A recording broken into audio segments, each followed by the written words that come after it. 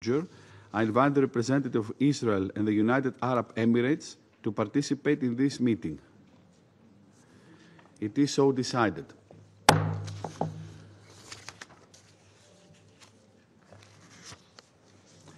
I propose that the Council invite the permanent observer of the Observer State of Palestine to the United Nations to participate in the meeting in accordance with the provisional rules of procedure and the previous practice in this regard.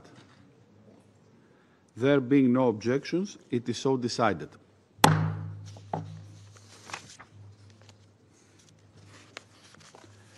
In accordance with Rule 39 of the Council's Provisional Rules of Procedure, I invite the following briefers to participate in this meeting. Mrs. Sigrid Kaag, United Nations Special Coordinator for the Middle East Peace Process at Interim, and Dr. Feroz Shidwa. It is so decided.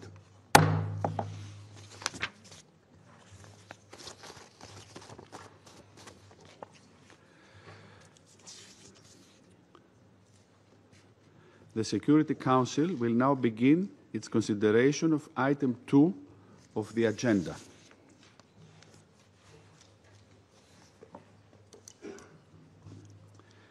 And I now give the floor to Ms. Sigrid Kaag. Thank you, Mr. President. Members of the Security Council, the Middle East region is undergoing a seismic transformation, marked by volatility, but also by opportunity, if seized and supported. Its people demand a future of justice, dignity, rights, and peace. There can, however, be no sustainable peace in the Middle East without a solution to the Israeli-Palestinian conflict. There are no shortcuts. The region's future will remain bound to its unresolved past unless bold political will and decisions break the cycle. The two-state solution is on life support. Reviving it requires collective action. Peace cannot be a transaction or a partial, temporary arrangement. It needs to be built on international consensus, legitimacy, moving it from managing the conflict to ending it. Mr. President, Israel has the right to live in peace and security. This was undeniably shaken by the horrific terror attacks and the taking of hostages on the 7th of October by Hamas and other Palestinian armed groups. The suffering of the hostages and their families is immense and profound, affecting the entire country. The release of Eden Alexander on May 12th was a welcome but too brief moment of relief. The hostages need to be released unconditionally, and an immediate ceasefire needs to come into effect. Hamas and other armed groups must stop launching rockets towards Israel. Durable security cannot be achieved solely through force. It must be built on mutual recognition, justice, and rights for all. A better path exists that resolves this conflict, de-escalates regional tensions, and achieves a shared vision for peace. The upcoming high-level international conference in June, co-chaired by France and the Kingdom of Saudi Arabia, presents a critical opportunity. It must not be another rhetorical exercise. It must launch a path towards ending the occupation and realizing the two-state solution based on international law, UN resolutions, and previous agreements. A path that unifies the West Bank and Gaza and results in a Palestinian state existing in peace and security alongside Israel, with Jerusalem as the capital of both states. We need to pivot ourselves from declarations to decisions. We need to implement rather than adopt new texts. Mr. President, since the resumption of hostilities in Gaza, the already horrific existence of civilians has only sunk further into the abyss. This is man-made. When speaking of our fellow human beings in Gaza, words such as empathy, solidarity, and support have lost their meaning. We should not become accustomed to the number of people killed or injured. These are daughters, mothers, young children whose lives have been shattered. All have a name, all had a future, all had dreams and aspirations. Since the collapse of the ceasefire in March, civilians have constantly come under fire, confined to ever-shrinking spaces and deprived of life-saving relief. Israel must halt its devastating strikes on civilian life and infrastructure. The entire population in Gaza is facing the risk of famine. As the Secretary General has said, families are being starved and denied the very basics. On May 18th, the United Nations was informed by the Israeli authorities of the approval for the resumption of limited aid entry into Gaza. Since then, very limited numbers of goods have entered and have been distributed by the United Nations and its partners. But this is comparable to a lifeboat after the ship has sunk. The United Nations, including UNRWA, will continue to provide humanitarian assistance based on the principles of impartiality and neutrality.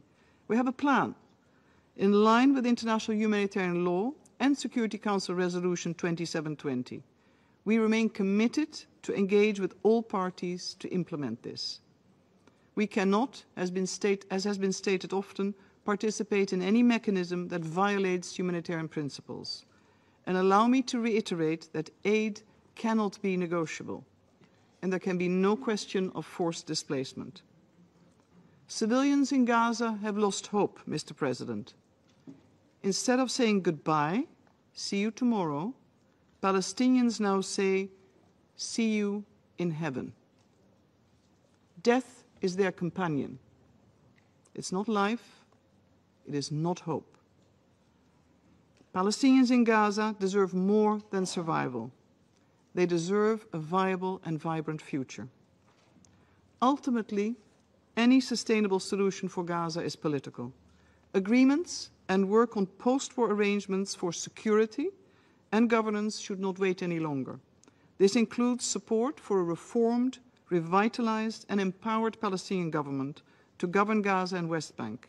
And Israel's legitimate security concerns must be met.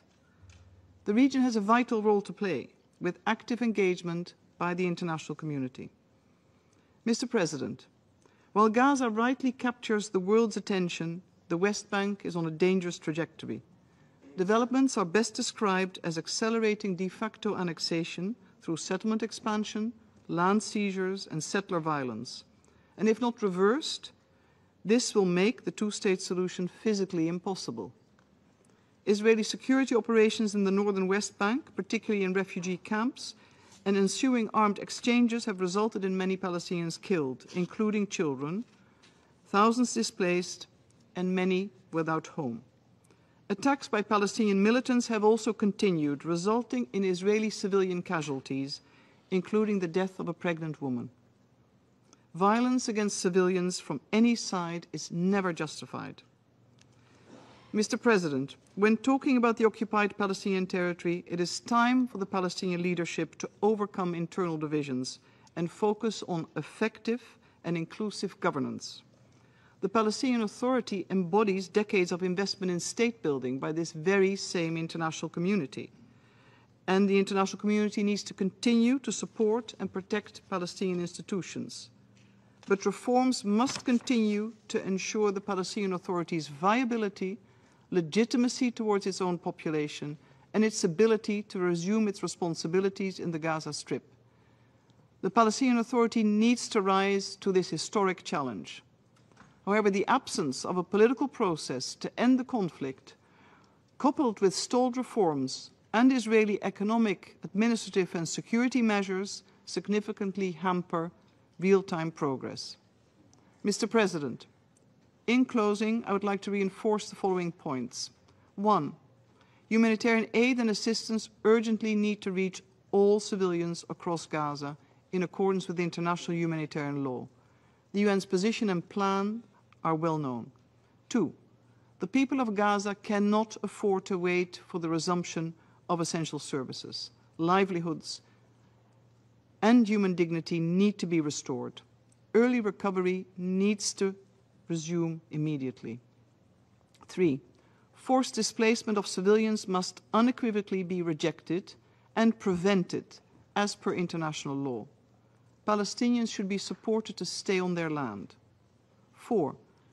Post-war Palestinian governance and appropriate security arrangements in Gaza are needed that address the needs and rights of Palestinians and legitimate security concerns of Israel. The territorial and political unity of Gaza and the West Bank must be preserved. Fragmentation undermines the prospects for peace and a viable two-state solution.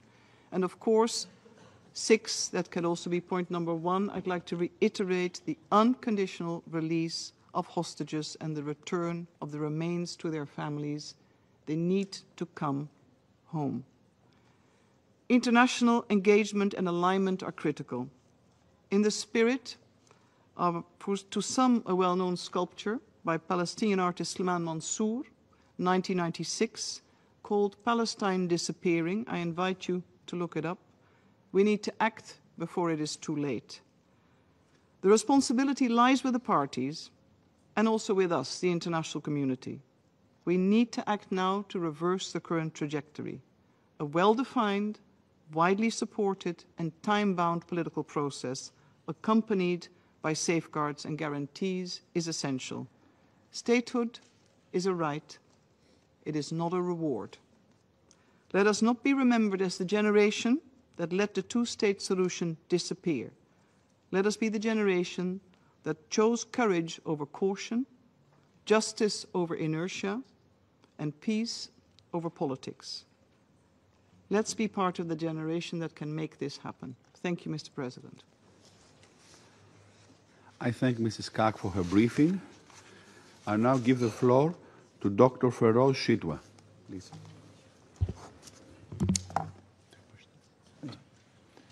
Thank you, Mr. President, members of the Council. My name is Dr. Feroz Shitwa. I am an American trauma and critical care surgeon based in Stockton, California. I come before you today to speak about the Gaza Strip, where I have volunteered twice since October 7th.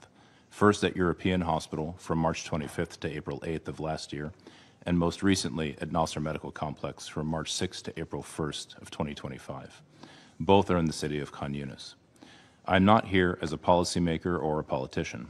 I'm a physician bearing witness to the deliberate destruction of a healthcare system, the targeting of my own colleagues, and the erasure of a people.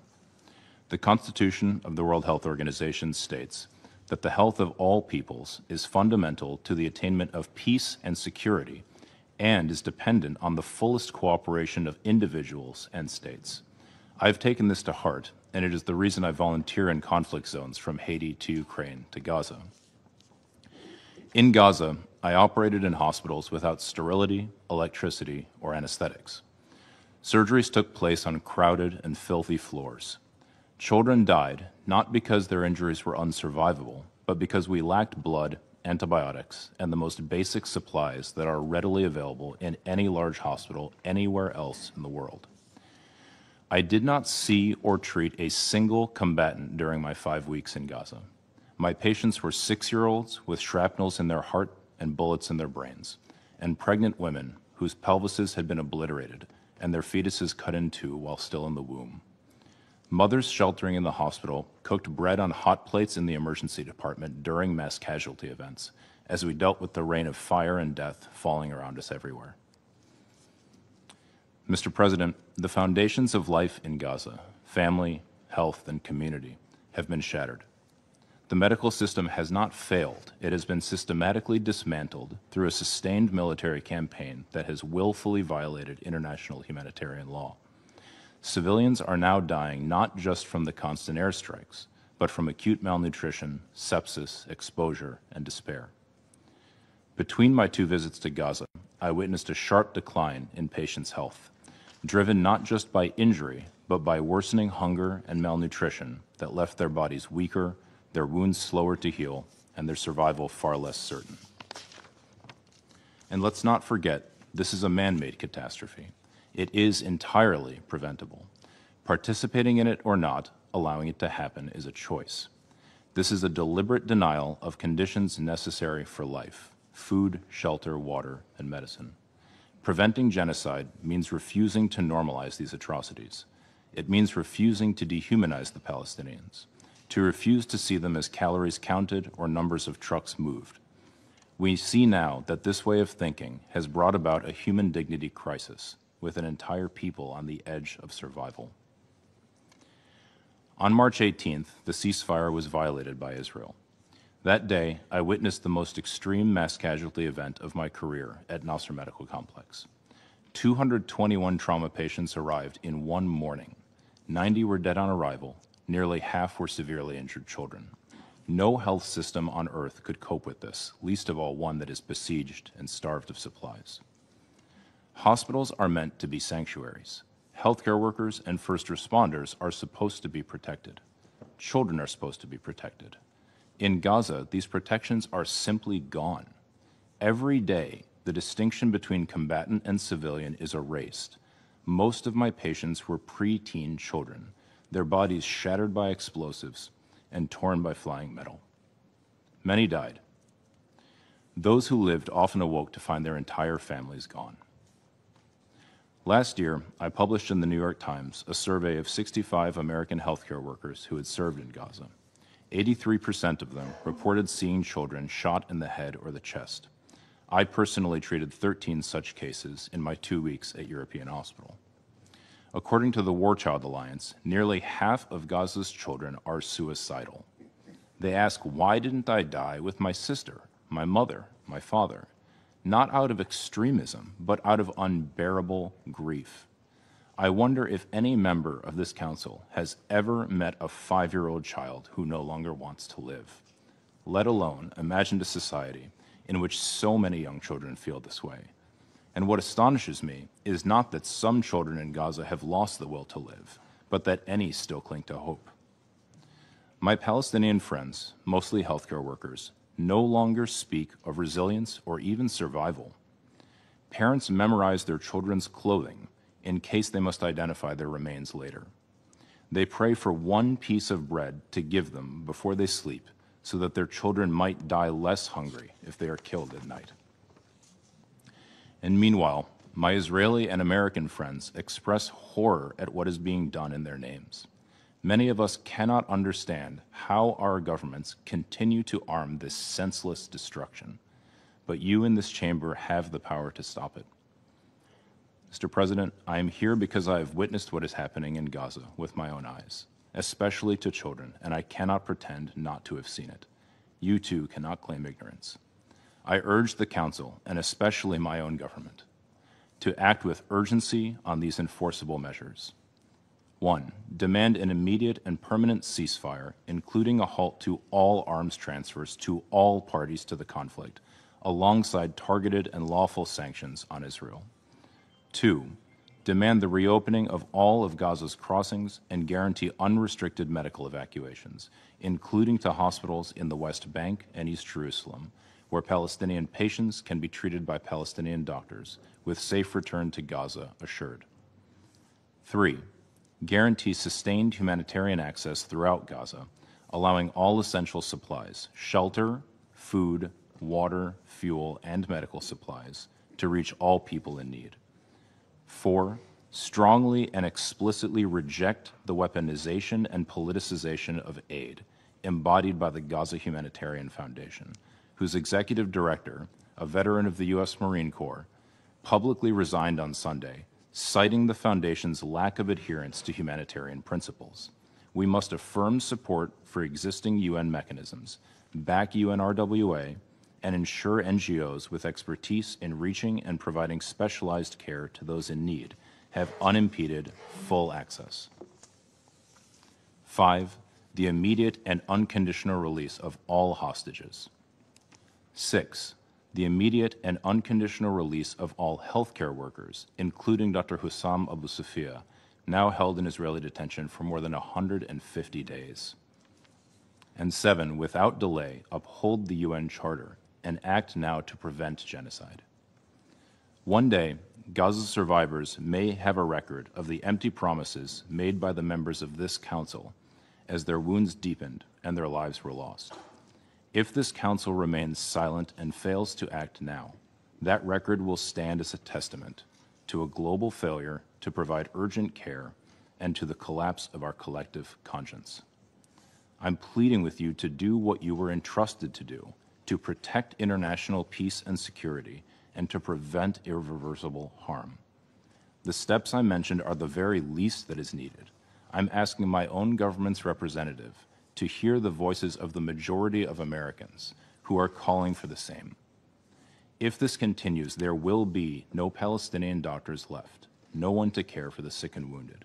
There will be no Palestinians left to rebuild the healthcare system. We are losing a generation before our eyes, condemning people to die of hunger, disease, and despair, deaths that could be easily prevented. Thank you. I thank Dr. Shitwa for his briefing, and I now give the floor to those council members who wish to make statements. And I give the floor to the representative of the United States. Thank you, Mr. President. And thank you, Coordinator Cog and Dr. Sidwa, for your briefings. First, let me express condolences on the tragic murders of Israeli embassy officials Yaron Lachinsky and Sarah Milgram, an American citizen, at a Jewish community event last week in Washington. Yaron and Sarah were murdered for no other reason than the assailant wanted to kill Jews. It is horrific and shameful. We can and must do better to combat the sickening rise of anti-Semitism around the world. May their memories be a blessing. I think it's worth noting Yaron's final post before his murder on the social media platform X addressed anti-Semitism at the UN. Specifically, it condemned Under-Secretary General for Humanitarian Affairs Tom Fletcher for spreading anti-Semitic lies. When he addressed this council on May 13th, Under-Secretary General Fletcher used language invoking the charge of genocide against Israel.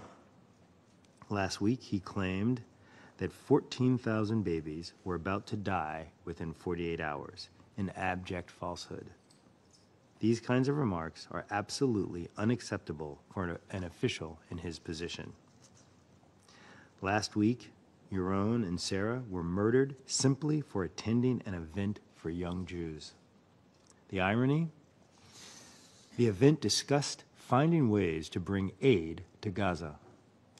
But that didn't matter. They were targeted because of who they were.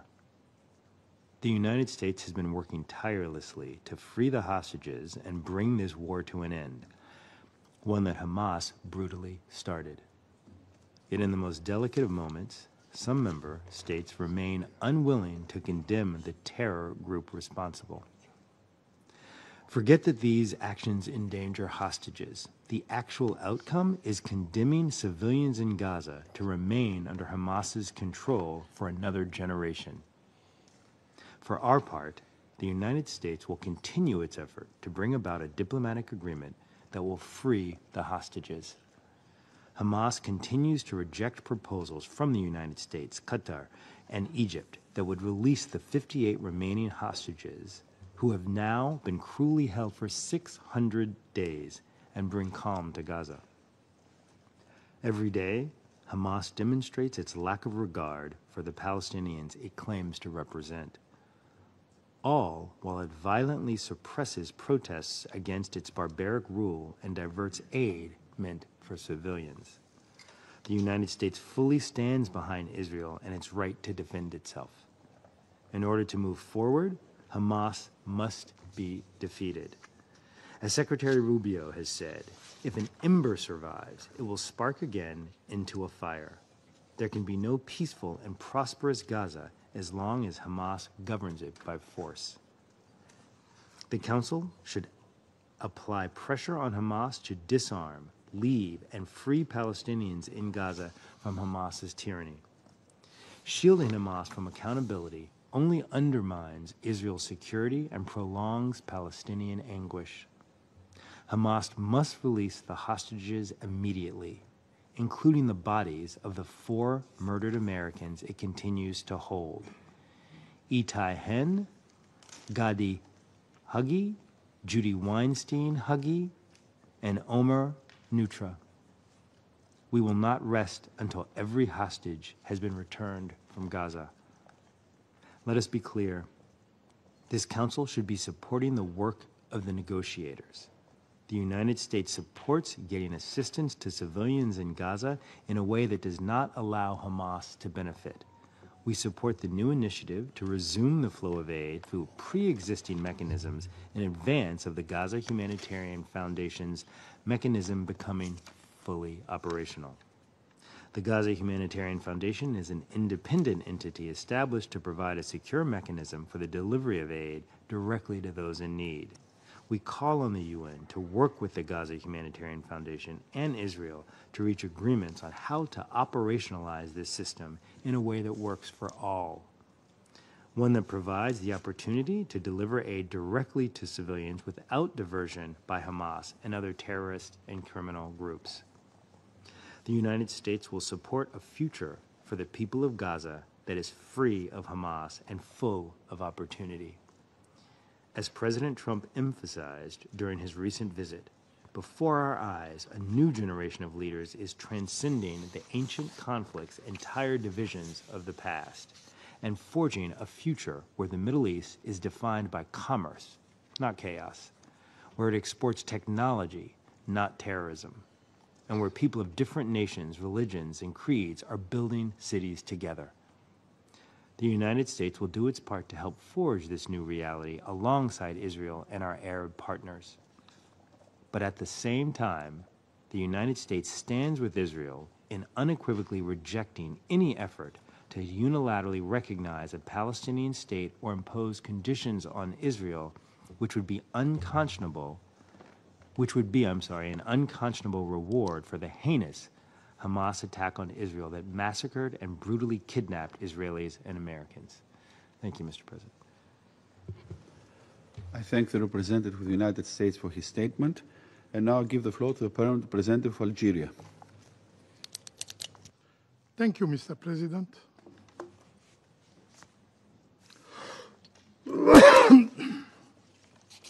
At the outset, I would like to thank Ms. Sigrid Kaag and Dr. Feroz Sidwan for their statements. I want to seize this opportunity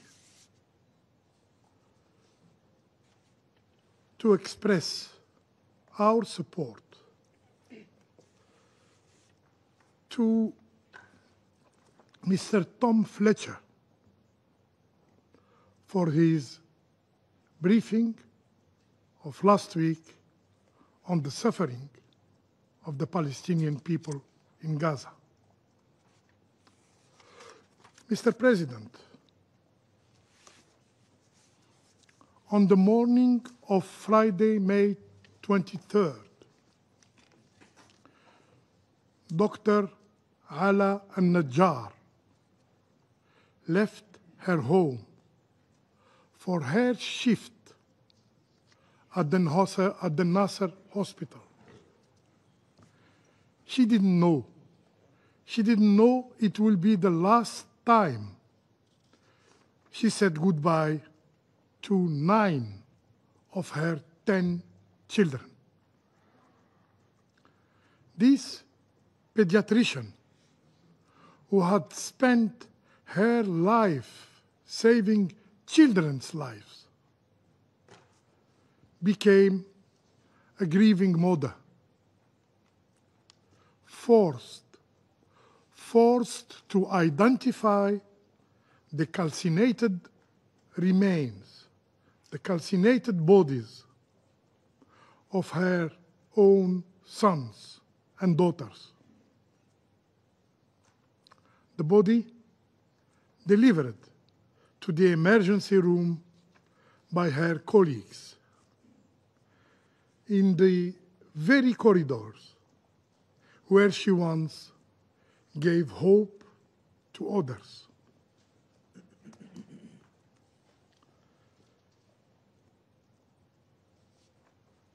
Dr. Najjar's children had names: Yahya, Raqan, Raslan, Jubran, Eve, Rifan, Sidin, Luqman, and Sidra. All were killed. The eldest was 12-year-old. The youngest, just 6 months.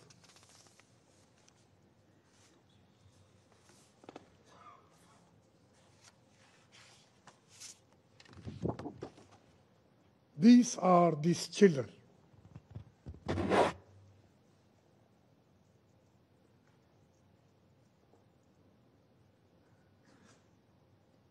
They were not members of a Center for Command and Control of Hamas.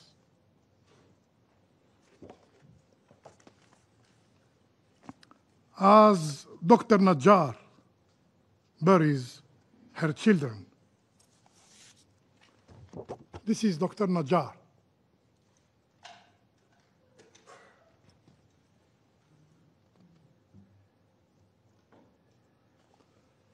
As Dr. Najjar buries her children, her husband, Hamdi, is still lying in deep coma. And her 10-year son, Adam, critically wounded, is lying in the hospital. We hope he will be surviving.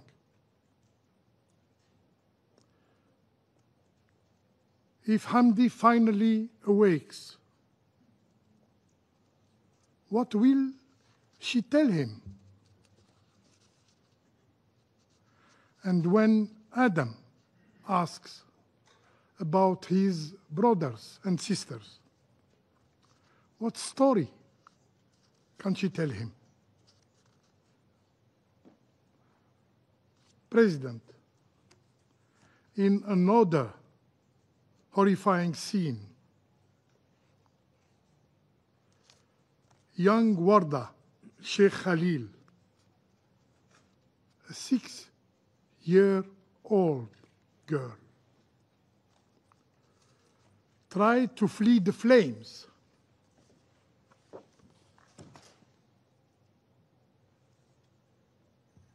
Tried to flee the flames.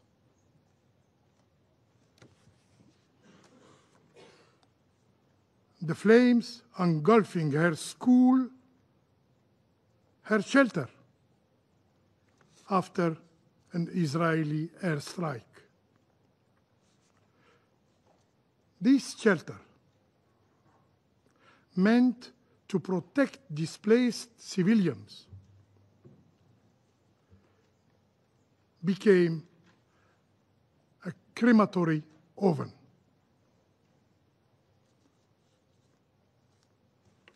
Her mother and siblings were killed.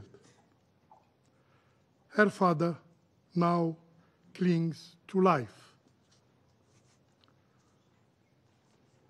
No one in Gaza is spared.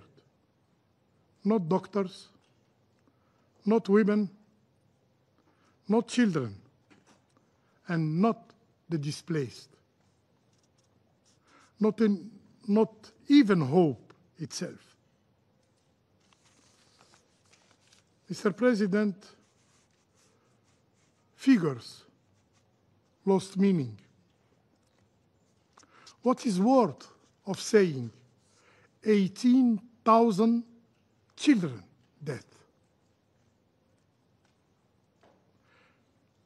These are not only numbers. These are lives. These are dreams. These are voices, playtimes, lullabies. They were extinguished. They were the warmth of homes, the joy of classrooms. They were the pulse of neighborhood.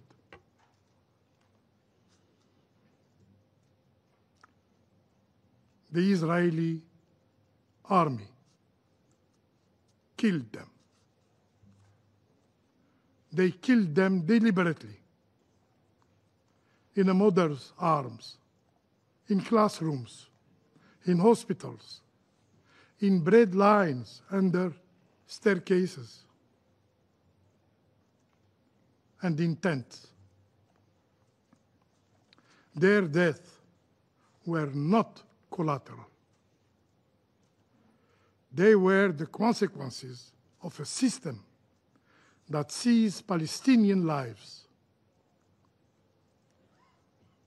as not human, as disposable.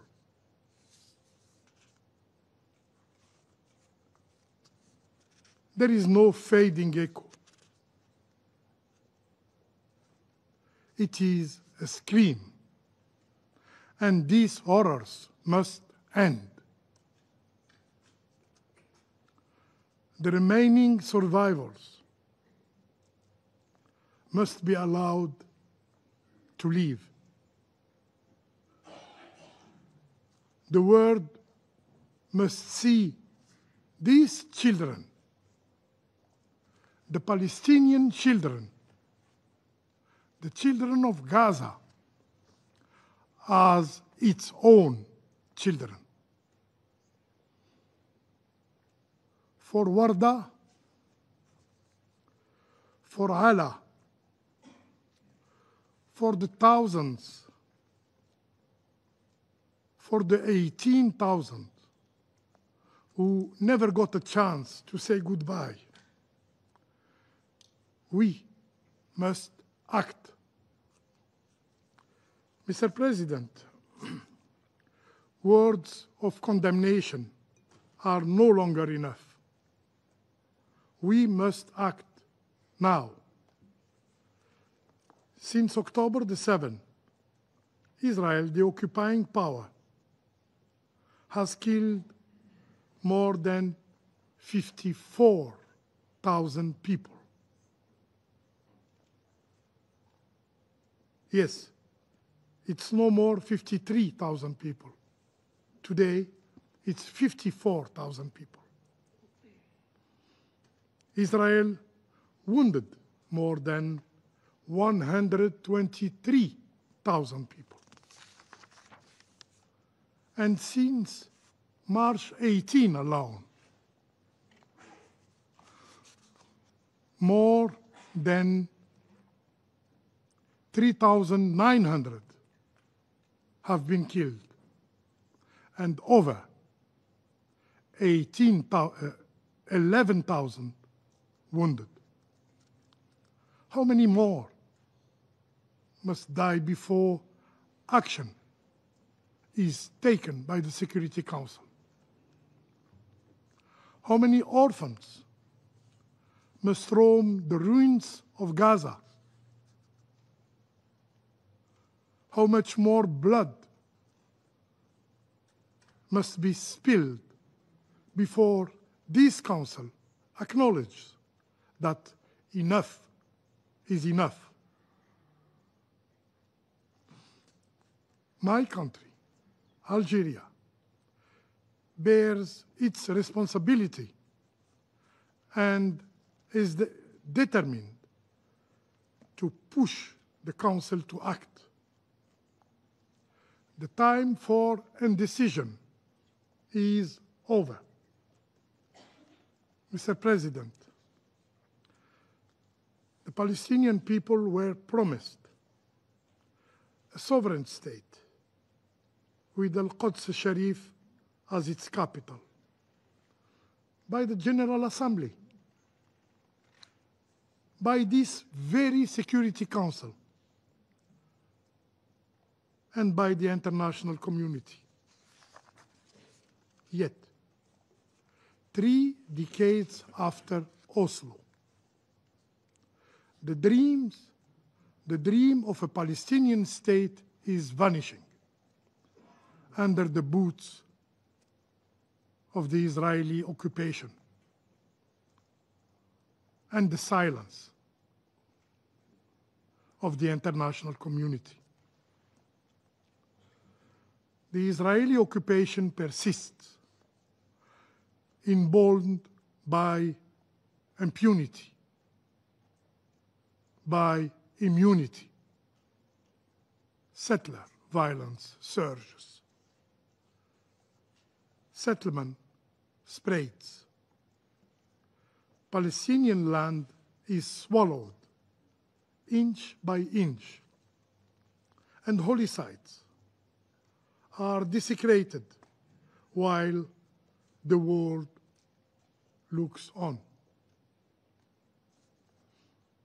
The global system means to uphold justice has become paralyzed. So we ask, what is expected of the Palestinians? Must they continue offering their children on the altar of global inaction? Does the international community still believe in a two-state solution? President, Palestinians, like all human beings, like all people, have the right to life, to dignity, to homeland. They are not an exception. We must resolve this conflict as its roots, not just a lasting peace can exist. Not just and lasting peace can exist without the realization of the Palestinian people's right to an independent state. As President Abdelmajid Tebboune stated, and I quote, "We must act decisively to end the ongoing historical injustice inflicted upon the Palestinian people.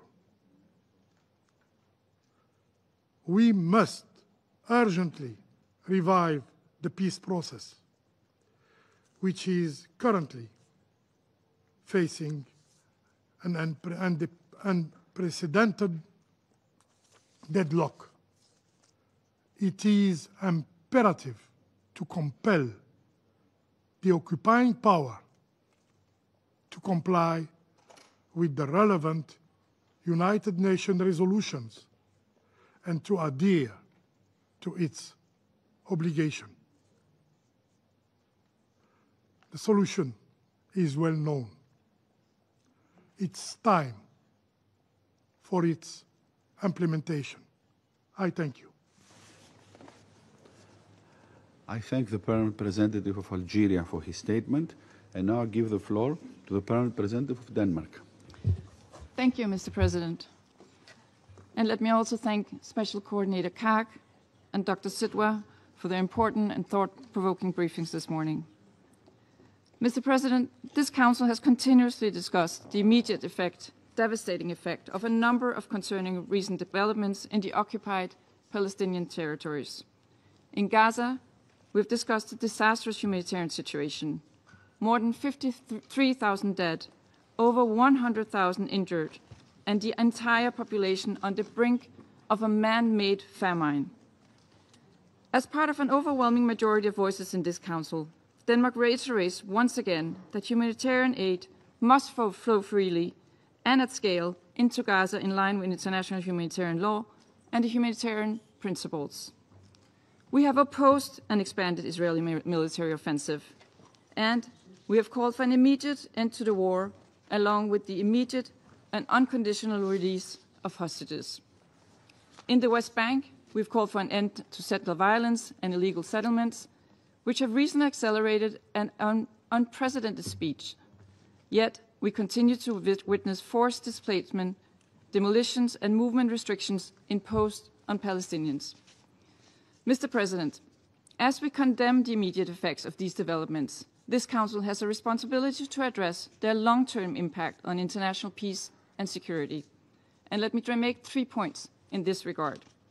First, the people of Gaza are starving. Starvation, especially for children, can cause irreversible harm that could impact the rest of their lives. The IPC warns that 71,000 children under 5 years old and 17,000 pregnant and breastfeeding women are threatened by acute malnutrition. We stress the need for Israel to take immediate action to protect the human rights to life. All parties to the conflicts are bound to comply with international humanitarian law and the obligation to protect civilians, including Palestinian children, from harm. We also recall that the right to food is a fundamental human right. Second, the war in Gaza has caused major destruction of civilian infrastructure with devastating effects on children's education. More than 95% of all schools in Gaza have sustained damage. 660,000 children are pushed out of school and have lost as much as 19 months of education. In occupied East Jerusalem, another 800 students were forced out of their classrooms earlier this month after Israeli forces forced the closure of 6 UNRWA schools. Losing access to education risks leading to long-term consequences for children's well-being and learning. Education is critical for coping with trauma of war, and we just heard this morning Dr. Sidwa assessing that half of Gaza's children are suicidal. And education is critical for building relevant skills needed to rebuild the country once the conflict is over. We reiterate that civilian infrastructure, including schools, must be protected, included by refraining from the use for military purposes. We call for Palestinian children's rights to safe education to be protected. Third, in the West Bank, Israel is taking control of record amount of Palestinian land, displacing Palestinians into isolated enclaves, making it virtually impossible to form a contiguous and viable future Palestinian state. We recall that the EU has adopted sanctions against violent extremist settlers and encourage other Council members to do the same.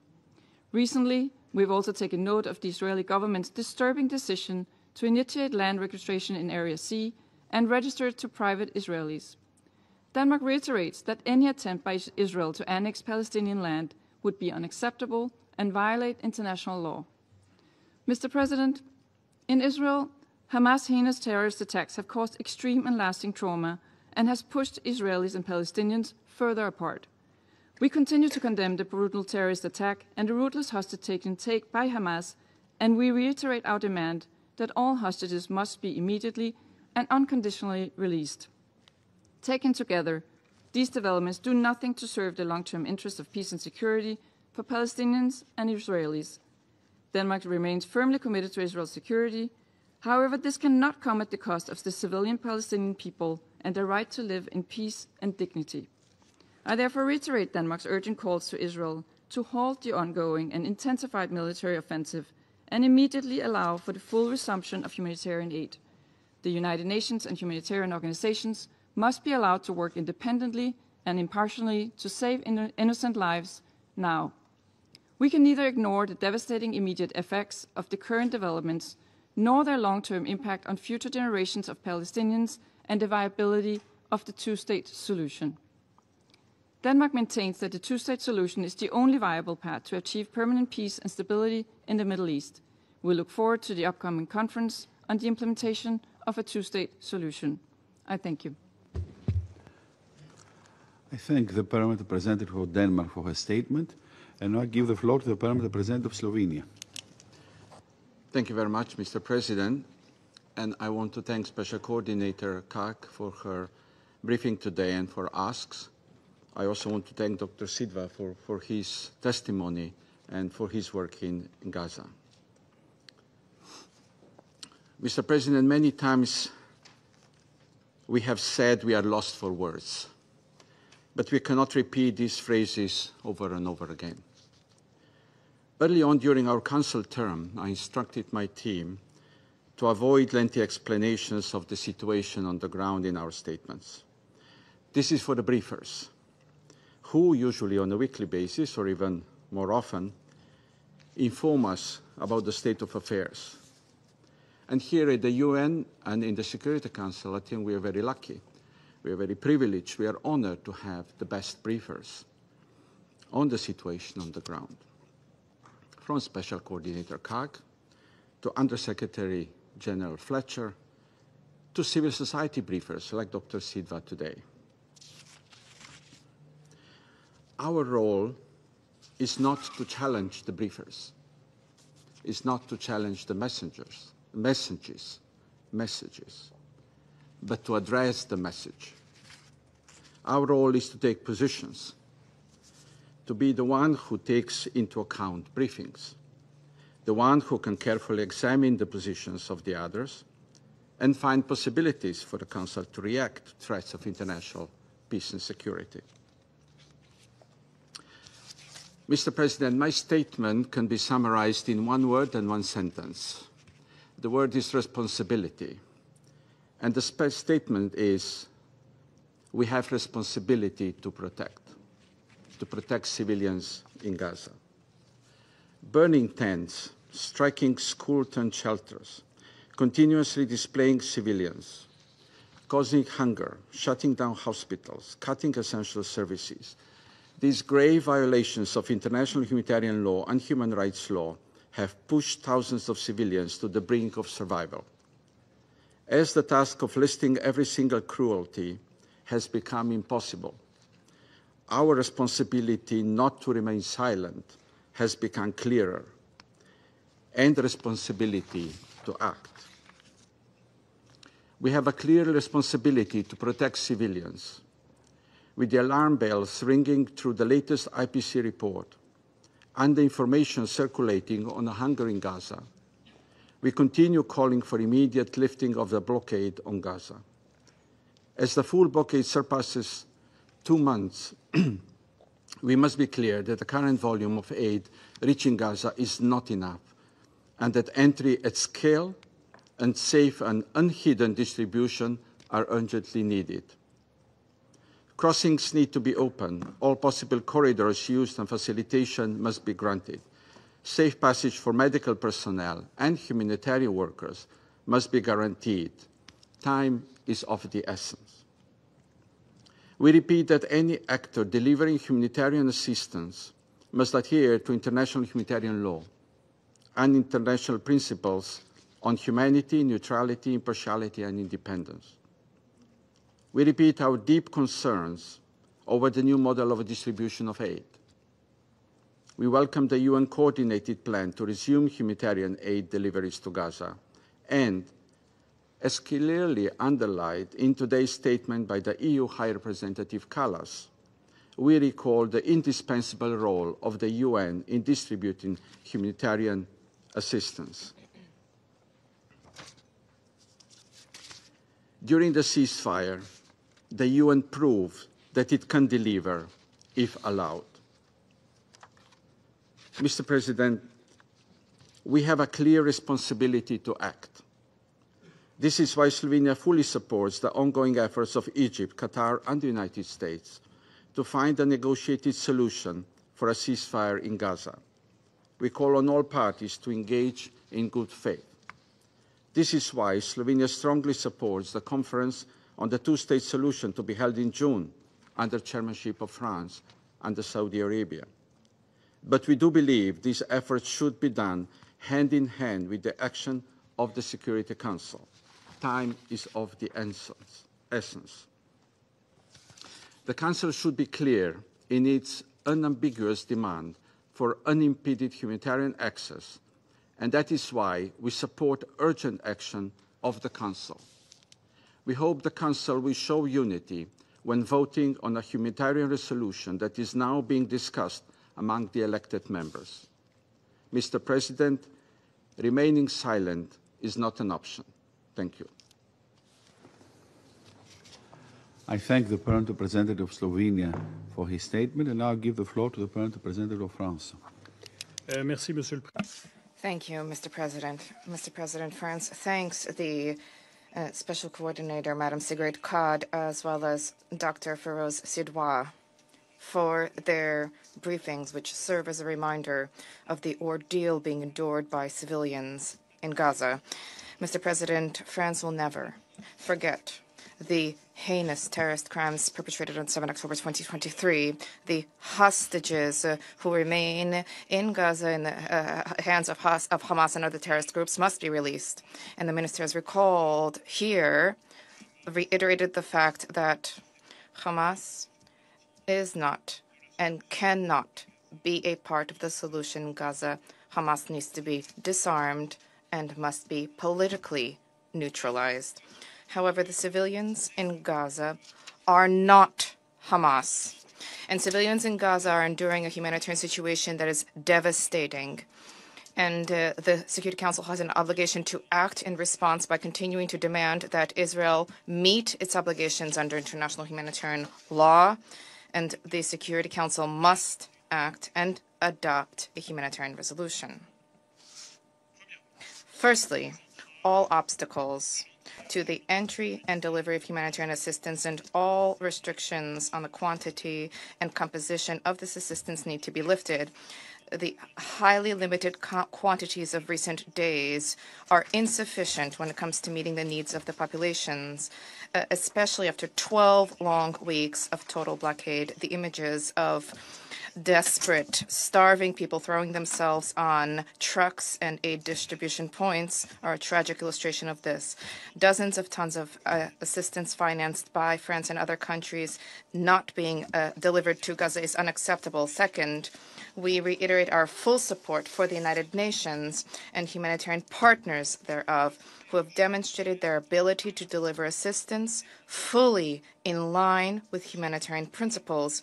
We applaud the plan that was announced on 16 May, which shores up safeguards against the risks of a diversion, and we call in this regard upon Israel to facilitate and to allow for full access of UN personnel to Gaza in order to verify the delivery of humanitarian assistance as stipulated in Resolution 2720. We recall our support for UNRWA, the Undersecretary General Fletcher, and his services, and we support all UN agencies, funds, and programs, as well as systems who are working on the ground seeking to provide honest, impartial testimony and to deliver on humanitarian needs. We call upon Israel to allow the United Nations and humanitarian partners to operate in full safety and security, the establishment of an alternative system which respects neither international law nor humanitarian principles thereof, and which engenders forced displacement of people is simply unacceptable.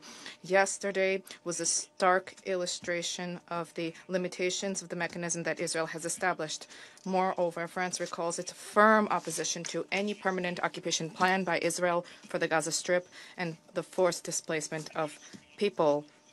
These grave violations of international law are leading to a complete impasse. Moreover, the protection of civilians and civilian infrastructure is part and parcel of Israel's obligations under the Geneva Conventions. Recurrent strikes targeting schools, hospitals, homes are unacceptable and must end.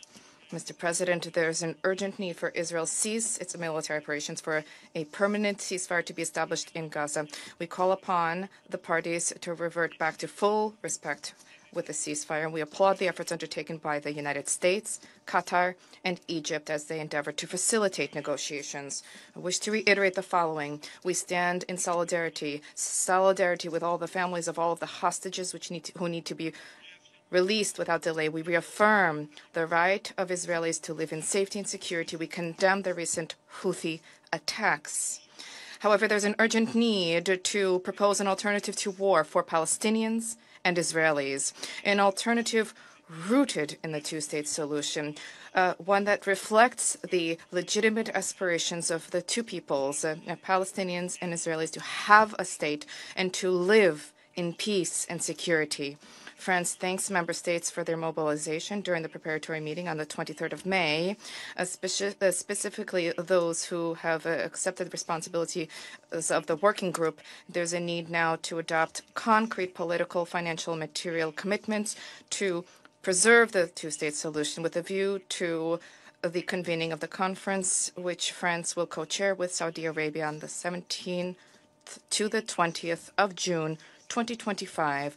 This is an international conference which will be convened at the request of the General Assembly to support the two-state solution here in New York. The foreign minister recalled that France wishes to see this conference resulting in meaningful progress on peace, security for Israel and Palestine, the recognition of Palestine as a state, normalization and regional integration, disarmament of Hamas, and the restoration of Palestinian governance. Thank you.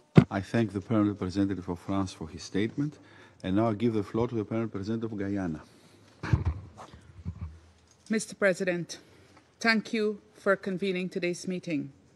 I also thank Special Coordinator CAG for her comprehensive briefing, and I have also listened carefully to the moving testimony of Dr. Sidwa. Mr. President, about 2 weeks ago, we received a sobering briefing from USG Tom Fletcher as he appealed to us to seriously examine the legacy of this council, or the legacy this council would leave in relation to what is currently taking place in Gaza. Today, we have again heard a similar appeal from Special Coordinator CAG and Dr. Sidwa, even as the situation continues to worsen in unimaginable ways. No one should be made to live under the horrific circumstances that Palestinians in Gaza have been experiencing since 7th of October. This Council must take principled and urgent action in response to the grave situation that has been foisted on the Palestinian people in Gaza. Mr. President, as efforts continue for achieving a return to the ceasefire between Israel and Hamas, Guyana is of the view that any peace deal reached should have at least 3 guarantees. First, Palestinians should not be forced to give up any of their rights in exchange for peace. Specifically, they should not be forced to forfeit their homeland. A choice between continuation of the Israeli offensive and forced displacement is a false choice. Second, any peace deal should comply scrupulously with international law. The war in Gaza has set, or seen attempts to set, precedents that are plain violations of international law, particularly international humanitarian law. Recall, for example, restrictions imposed on the United Nations and humanitarian workers. The Knesset legislation against UNRWA is a case in point. Recall also Israel's ongoing aid blockade and its proposed mechanism for aid delivery under the control of its military. Third, the protection and well-being of civilians should remain the chief consideration of any peace deal. Mr. President, the situation in Gaza continues to worsen in unimaginable ways, as described by Special Coordinator. We are especially concerned by the escalating strikes on tents, residential buildings, schools, and crowded hospitals, and the methodical destruction of entire neighborhoods. The constant evacuation orders and the militarization of the majority of the Gaza Strip are equally concerning. There is nothing that can justify this level of violence against civilians, among whom are children, including babies. The aid blockade, which was imposed on 2nd March, seriously crippled the humanitarian efforts that were facilitated by the ceasefire deal. While noting the recent lifting of some restrictions by Israeli officials, we simultaneously noted that certain measures are severely limiting humanitarians' ability to take advantage of this small respite. We noted, for example, the challenges created by insecurity, delays in coordination approvals, and inappropriate routes being provided by Israeli forces that are not viable for the movement of cargo. These are all man-made obstacles. We call on Israel to fulfill its international legal obligations regarding access to essential goods and services by the civilian population of Gaza. The provision of aid must be governed by the humanitarian principles of humanity, neutrality, impartiality, and independence. Guyana expresses its confidence once again in the ability of the United Nations and its partners to deliver aid at the required scale throughout Gaza, if given the relevant facility by the occupying power. The UN has consistently demonstrated its readiness every time there has been an opportunity to get aid into Gaza. The state of food insecurity in Gaza is also extremely worrying, with many Palestinians experiencing what they described as a slow death sentence.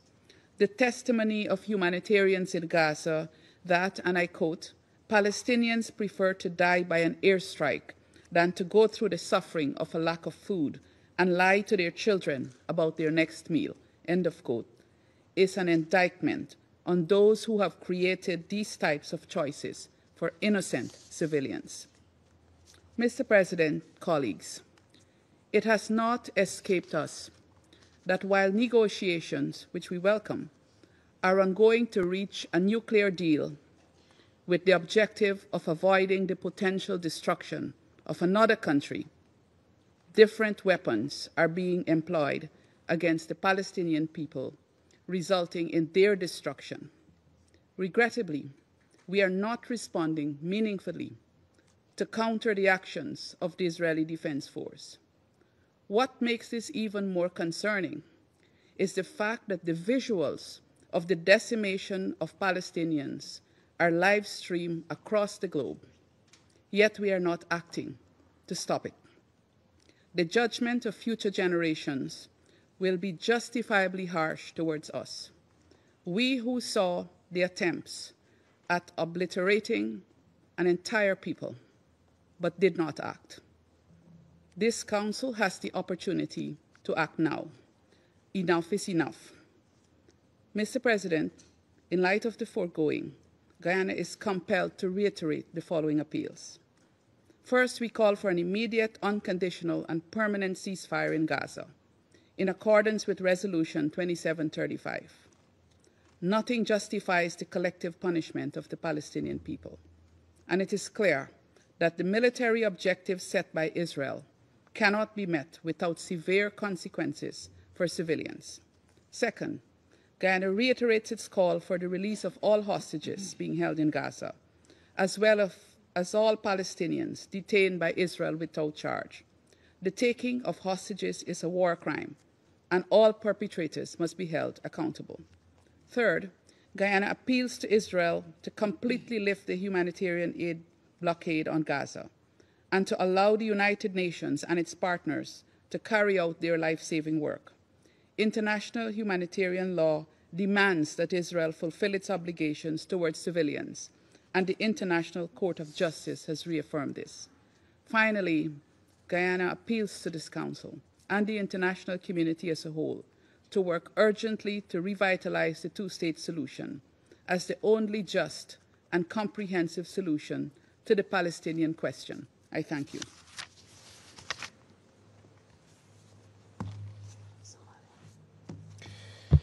I thank the representative of Guyana for the statement. I now give the floor to the representative of Somalia. Thank you, Mr. President. We thank the Presidency for convening this timely meeting in light of the deepening humanitarian crisis in the occupied Palestinian territories. We thank Ms. Sigrid Kaag for her briefings and for her efforts as the UN Special Coordinator for the Middle East peace process. We also thank Dr. Feroz Sedwa for his briefings. We remain gravely alarmed by the dire humanitarian situation in Gaza, where the continued military escalation has pushed the population to the edge of survival. There is quite simply no safe place to go in Gaza for civilians. The recent reports of famine risk, forced displacement, and destruction of vital infrastructures are deeply distressing. This is a crisis entirely man-made and preventable, which is exacerbated by the persistent denial of access to a life-saving aid. Somalia strongly condemns the ongoing restrictions on humanitarian access and calls for an immediate, safe, unhindered delivery for the assistance throughout Gaza. All border crossings, including Rafah and Karim Shalom, must be reopened, and international humanitarian law must be respected without exceptions. We also express our concern regarding the mounting pressure on UNRWA and reiterate our full support for its critical role in serving the Palestinian refugees. Attempts to legitimize or defund the agency threatens not only the rights of the refugees, but also the broader stability of the region. We are further troubled by the continuous settlement activity and settlement violence against civilians in West Bank, and the erosion of the legal and historical status quo of the Jerusalem. The right of the Palestinian people, including their right to self-determination, return to their homeland and statehood, are not subject to negotiation or delay. Mr. President, the blatant disregard for binding decisions of International Court of Justice, including the provisional measures issued in January and March of this year, is a direct challenge to the international legal order. Israel, as occupying power, bears legal responsibility under the international humanitarian law, including the Fourth Geneva Convention. These obligations are not optional. They are binding, and they must be enforced. Attacks on civilians and obstruction of humanitarian aid, targeting a medical facility, and the use of starvation as a weapon of war all demand independent investigation and credible justice redress. The consequences of this prolonged conflict are not limited to Gaza. The crisis has triggered widespread regional instability, increasing tensions across the Middle East. The situation risks spiraling into a broader confrontation with a serious implication for the international peace and security. Mr. President, this Council cannot remain silent as innocent lives are lost and humanitarian norms are violated. We call for an immediate, unconditional, and permanent ceasefire, the full restoration of humanitarian access across Gaza. Somalia supports all credible diplomatic efforts aimed at de-escalation and the conflict resolution, including the upcoming International Peace Conference, co-hosted by Saudi Arabia and France. We urge the international community to seize this moment and relaunch a serious political process toward a just, lasting peace, one that guarantees the establishment of independent and sovereign Palestinian state with Al-Quds Sharif as its capital, in line with international law and relevant United Nations resolutions. To conclude, Mr. President, my delegation reaffirms its commitment to working alongside fellow Council members and regional partners to uphold international law, defend humanitarian principles, and advance the legitimate rights of the Palestinian people. I thank you. I thank the representative of Somalia for their statement, and I now give the floor to the representative of the United Kingdom. Thank you, President. I thank Special Coordinator Karg and Dr. Sidwa for their briefings today, which painted a catastrophic picture. Let me pay tribute to you and to your humanitarian and health worker colleagues working tirelessly to alleviate this suffering. I'll make 3 points. First, the UK has always supported Israel's right to defend itself. It suffered a heinous attack by Hamas on 7 October, and the hostages have been through an unimaginable ordeal. We reiterate our call for their immediate and unconditional release and accountability for those responsible. But as my Prime Minister has said, we strongly oppose the Israeli government's escalating military action in Gaza, which is wholly disproportionate. An immediate ceasefire, not more bloodshed, is the way to secure the release of the hostages and stop the endless cycle of violence. Second, as we have heard again today, the level of human suffering in Gaza is intolerable. Civilians face starvation, displacement, and trauma. The UN warned of the risks from the Israeli government's plan for aid delivery. In Rafah yesterday, we saw this warning become a reality. The Gaza Humanitarian Foundation lost control of its distribution center, with multiple casualties reported and great distress for those desperately seeking aid. In contrast, the UN has a clear plan to deliver life-saving aid at scale. It contains robust mitigations against aid diversion. Brave humanitarians stand ready to do their jobs. 9,000 trucks wait at the border. Our message to Prime Minister Netanyahu is clear. Let aid in and enable the UN to operate now. We reiterate our support for the UN, OCHA, and all its aid agencies. We also reject the Israeli government's unacceptable intention to take control of the Gaza Strip. Permanent forced displacement is a breach of international humanitarian law. Third, President, in the West Bank, violent settlers continue to assault and abuse Palestinians, forcing entire communities to flee.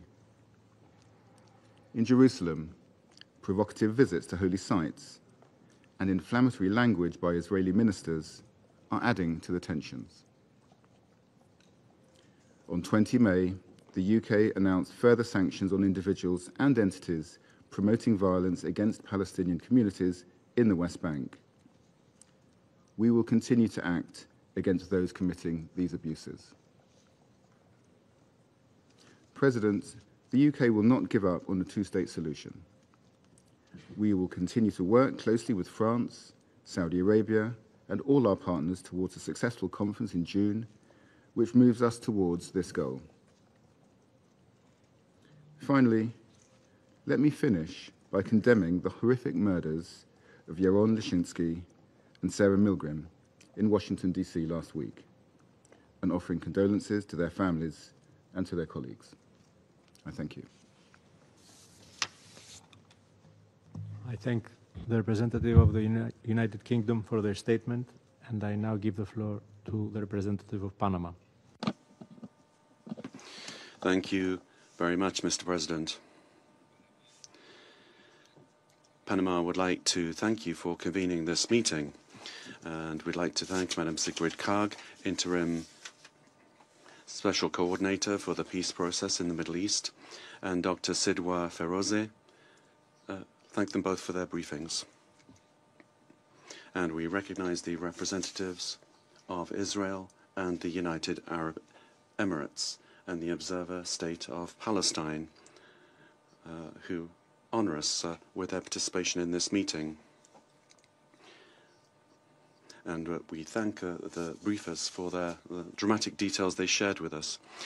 Panama is very concerned about the testimony and images that bear witness every day to the fact that Gaza and the West Bank are going through a humanitarian catastrophe of devastating proportions. We reiterate our urgent call for a restoration of an immediate ceasefire that will facilitate safe access for vital humanitarian assistance and the immediate, dignified and unconditional release of all the hostages. President, the 7th of October 2023 was a turning point. On that day, which should have been like any other day, this became a nightmare for hundreds of Israeli families with far-reaching consequences. The attacks on the Israeli kibbutzes, the cities, the Nova Music Festival, where 1,200 innocent Israeli civilians were present, very many of them young people. They were despicably murdered with premeditation and unjustifiable intentional cruelty on Israeli territory.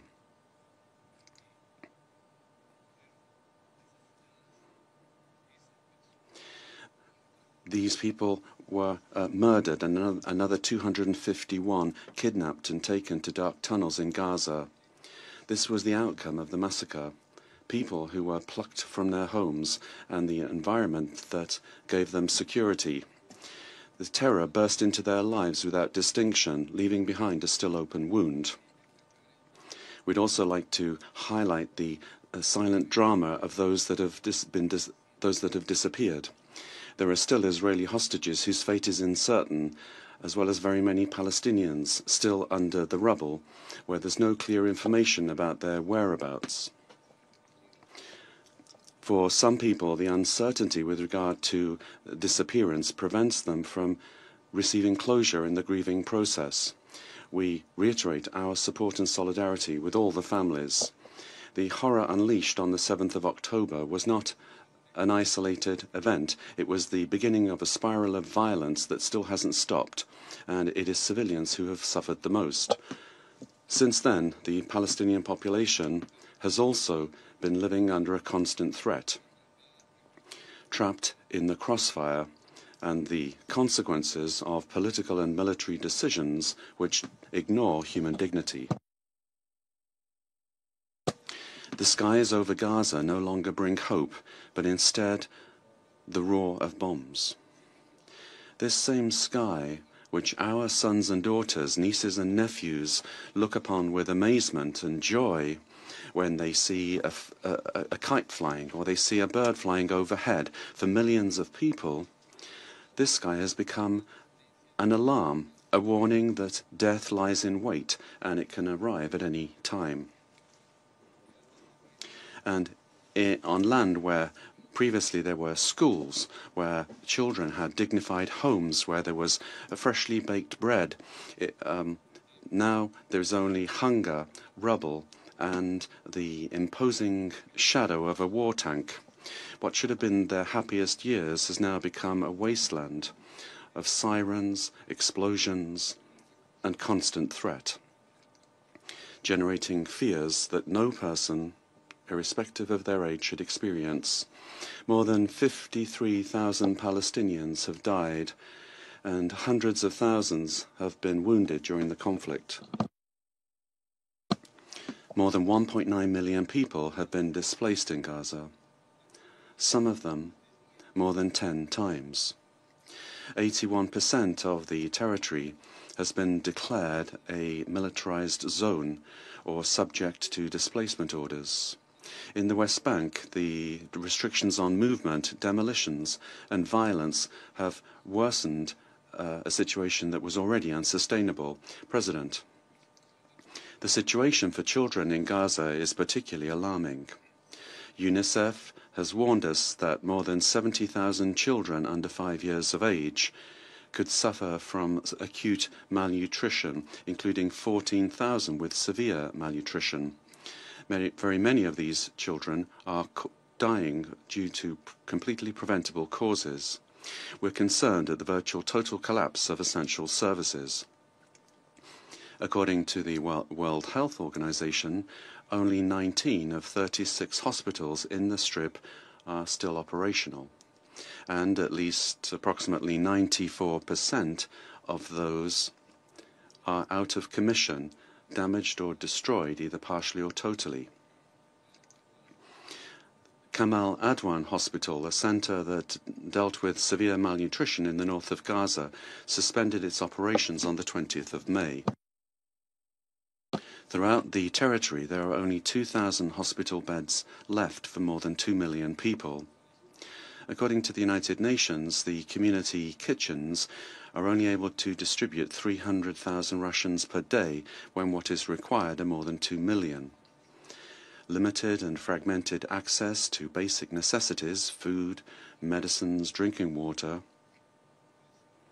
cannot continue to be the norm. We are very concerned to take note of the incidents that occurred yesterday when the chaos caused by a despairing Palestinian population who were hungry overcame a distribution center.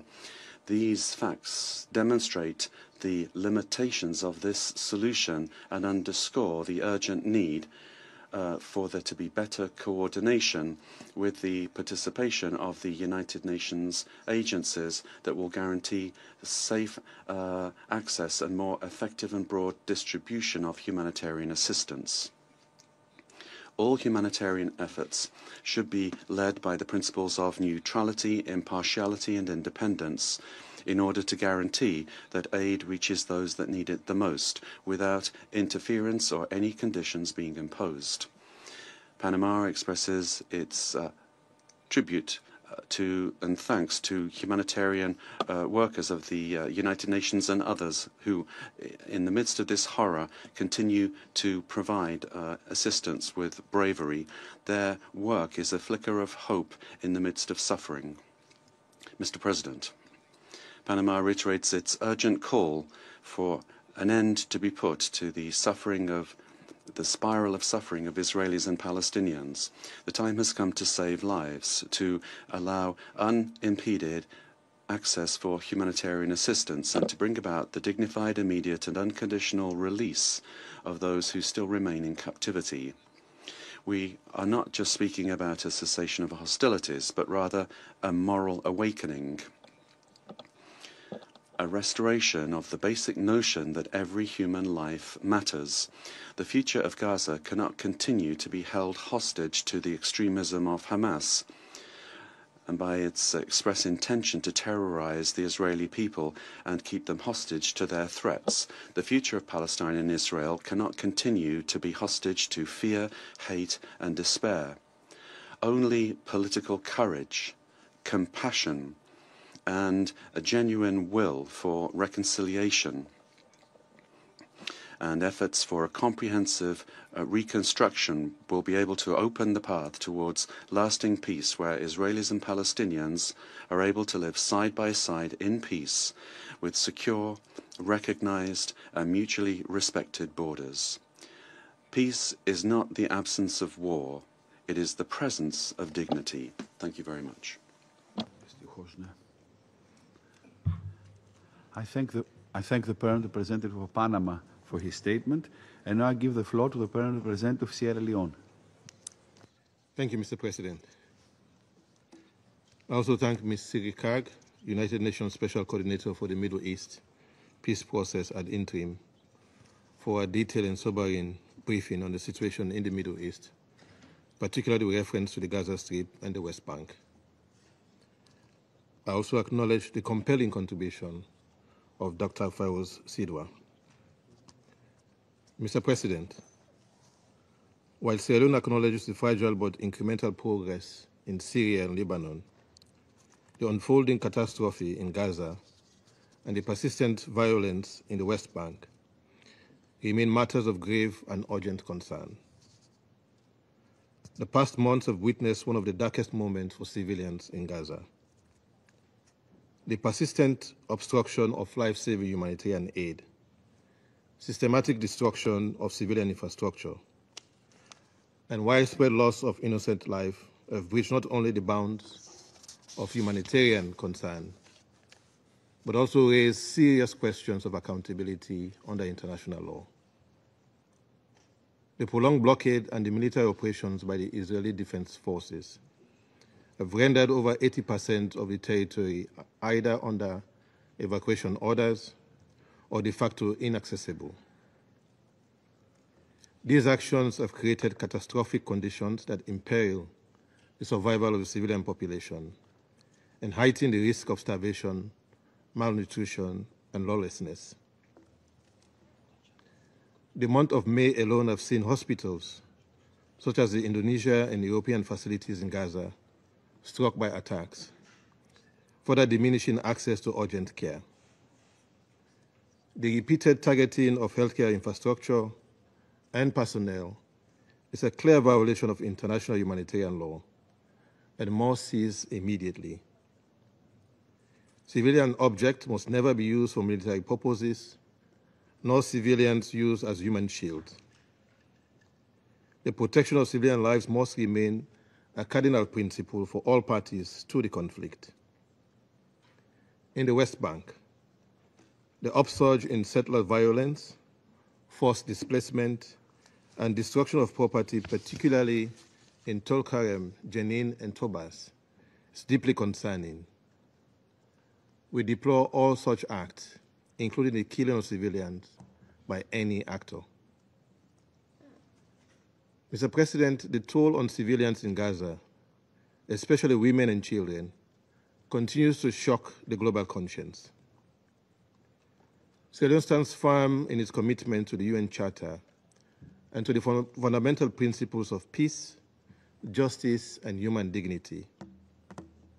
Accordingly, we must collectively recognize that the situation unfolding in Gaza now bears many of the hallmarks of mass atrocity crimes. The risk is not theoretical. It is real, credible, and escalating. Given our experience, we understand too well the consequences of delayed international action or inaction. We also recall with painful clarity the global failure to prevent the mass atrocities in Rwanda and Srebrenica, subsequently declared as genocide by competent international courts. The International Court of Justice, in its landmark decisions, has underscored the legal and moral duty to act to prevent genocide. The obligation to prevent genocide is not discretionary. It is a preemptory norm of international law, binding on all states. It imposes duty not only to refrain from committing such crimes, but to take active, timely measures to avert them. Presently, we face a moment no less consequential.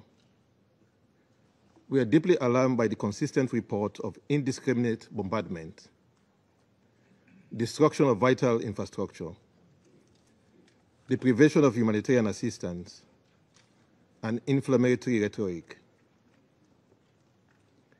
These patterns may contribute to creating conditions of life calculated to bring about the destruction of a group in whole or in part, which is explicitly prohibited under the Genocide Convention, which codifies customary international law. We therefore call for the immediate and unimpeded humanitarian access and for urgent international action to forestall further deterioration of the situation. The closure of crossings and the obstruction of aid are unacceptable and must be reversed without delay. The complicity of the international community must not be repeated. Further, the provision of humanitarian aid must be fully aligned with the established humanitarian principles of humanity, neutrality, impartiality, and independence. These principles are not only foundational to the effectiveness of aid delivery, but essential to ensuring that assistance reaches those in greatest need. Aid must never be instrumentalized as a tool of war or subjected to conditionalities that compromise the dignity or survival of affected populations. The integrity of humanitarian operations must be protected at all times, and all parties must allow for safe, timely, and unhindered access for humanitarian actors in accordance with IHL. Mr. President, in January 2024, the International Court of Justice issued provisional measures in the case South Africa versus Israel, directing the State of Israel to take all necessary steps to prevent acts prohibited under the Genocide Convention. On 24 May 2024, these measures were expanded to include halting the military offensive in Rafah and allowing humanitarian access. Sierra Leone underscores that these orders are binding. Compliance is not a matter of political discretion, but a legal imperative. Failure to do so threatens the legitimacy of the International Court of Justice and undermines the credibility of the rules-based international system. Colleagues, at the core of the current catastrophe lies a crisis of accountability. The scale of suffering endured by civilians in Gaza and in the State of Israel must not go unaddressed. Perpetrators of grave violation of international law must be held responsible. Sierra Leone believes that upholding international law is indispensable to restoring justice and preventing further atrocities. This Council, therefore, cannot remain silent. The Council must act with the clarity and conviction that this moment demands. The credibility of the Council and the lives of the thousands of civilians depend on it. Sierra Leone urges a renewed commitment to this Council's charter responsibilities, particularly in preventing atrocity crimes and upholding international humanitarian law. In the Secretary General's Our Common Agenda and in the Pact for the Future, calls have been made for a more predictable and principled approach to early warning, prevention, and accountability.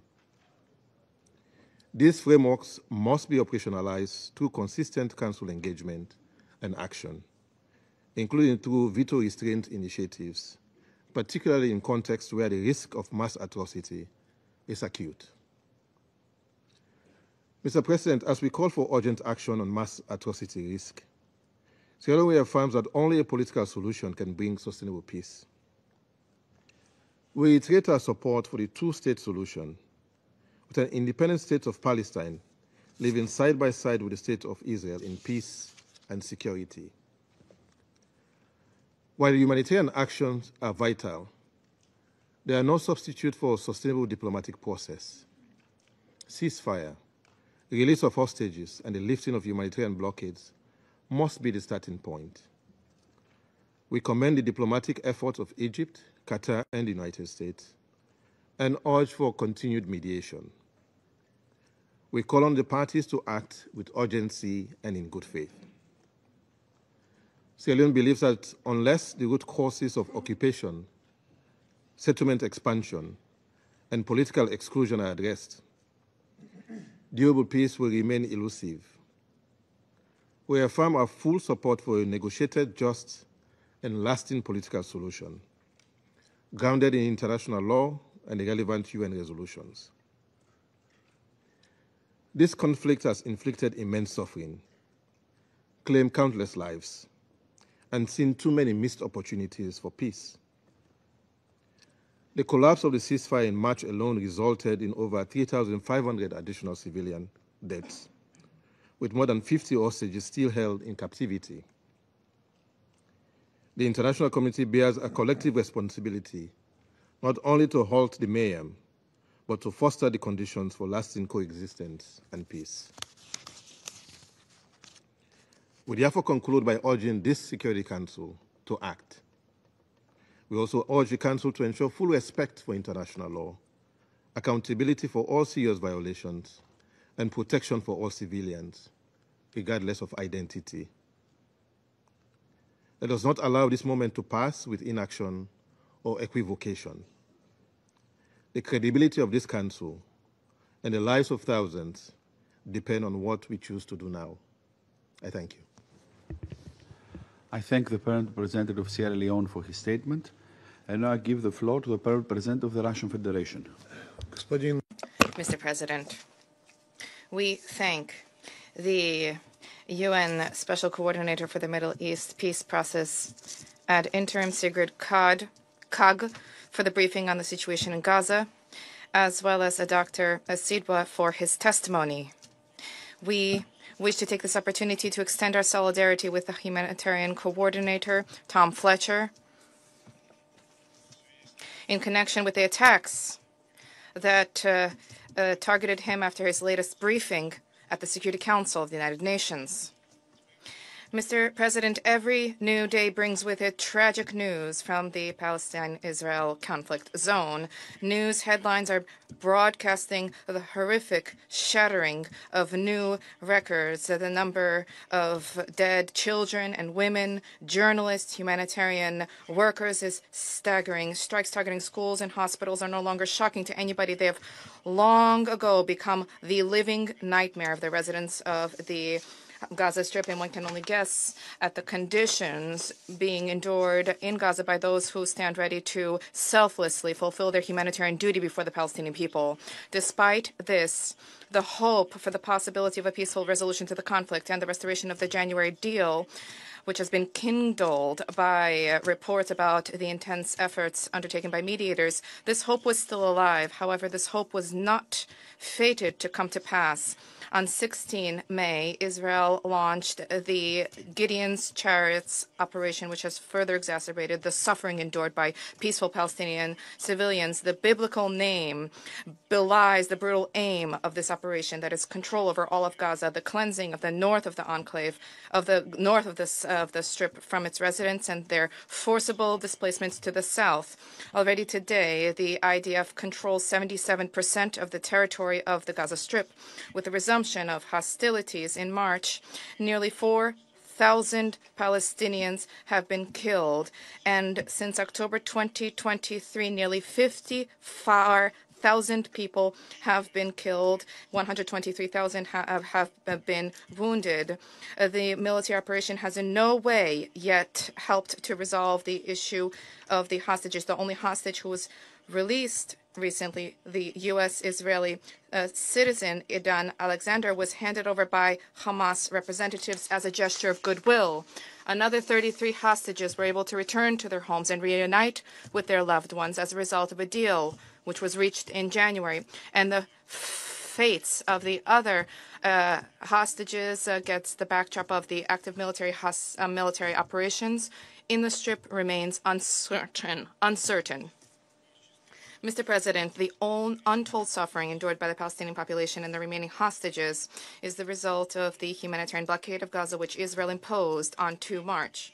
Despite the sporadic weakening by the Israeli side of the blockade, as a result of which last week permission was granted for the entry of 400 trucks with assistance, despite that, the blockade has effectively been ongoing. Assistance which is permitted to enter is merely a drop in the bucket against the backdrop of the staggering needs. Let us recall, even before the blockade, in order to meet and address the humanitarian situation in the Strip, there was a need to bring in, at the minimum, 600 trucks every day. Today, the situation is far more catastrophic.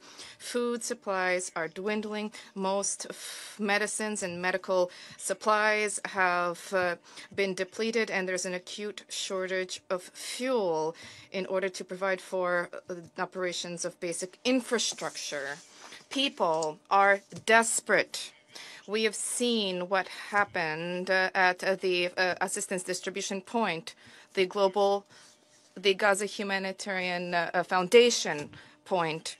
The humanitarian structures working on the ground unanimously proclaimed their readiness and have been proclaiming their readiness, and most importantly, their ability to provide the Gazan people with all basic goods and services as soon as Israel lifts the blockade and removes any and all obstacles for the delivery and distribution of humanitarian assistance, which the UN Secretariat and the majority of the membership of the Council, including the Russian Federation, categorically condemn.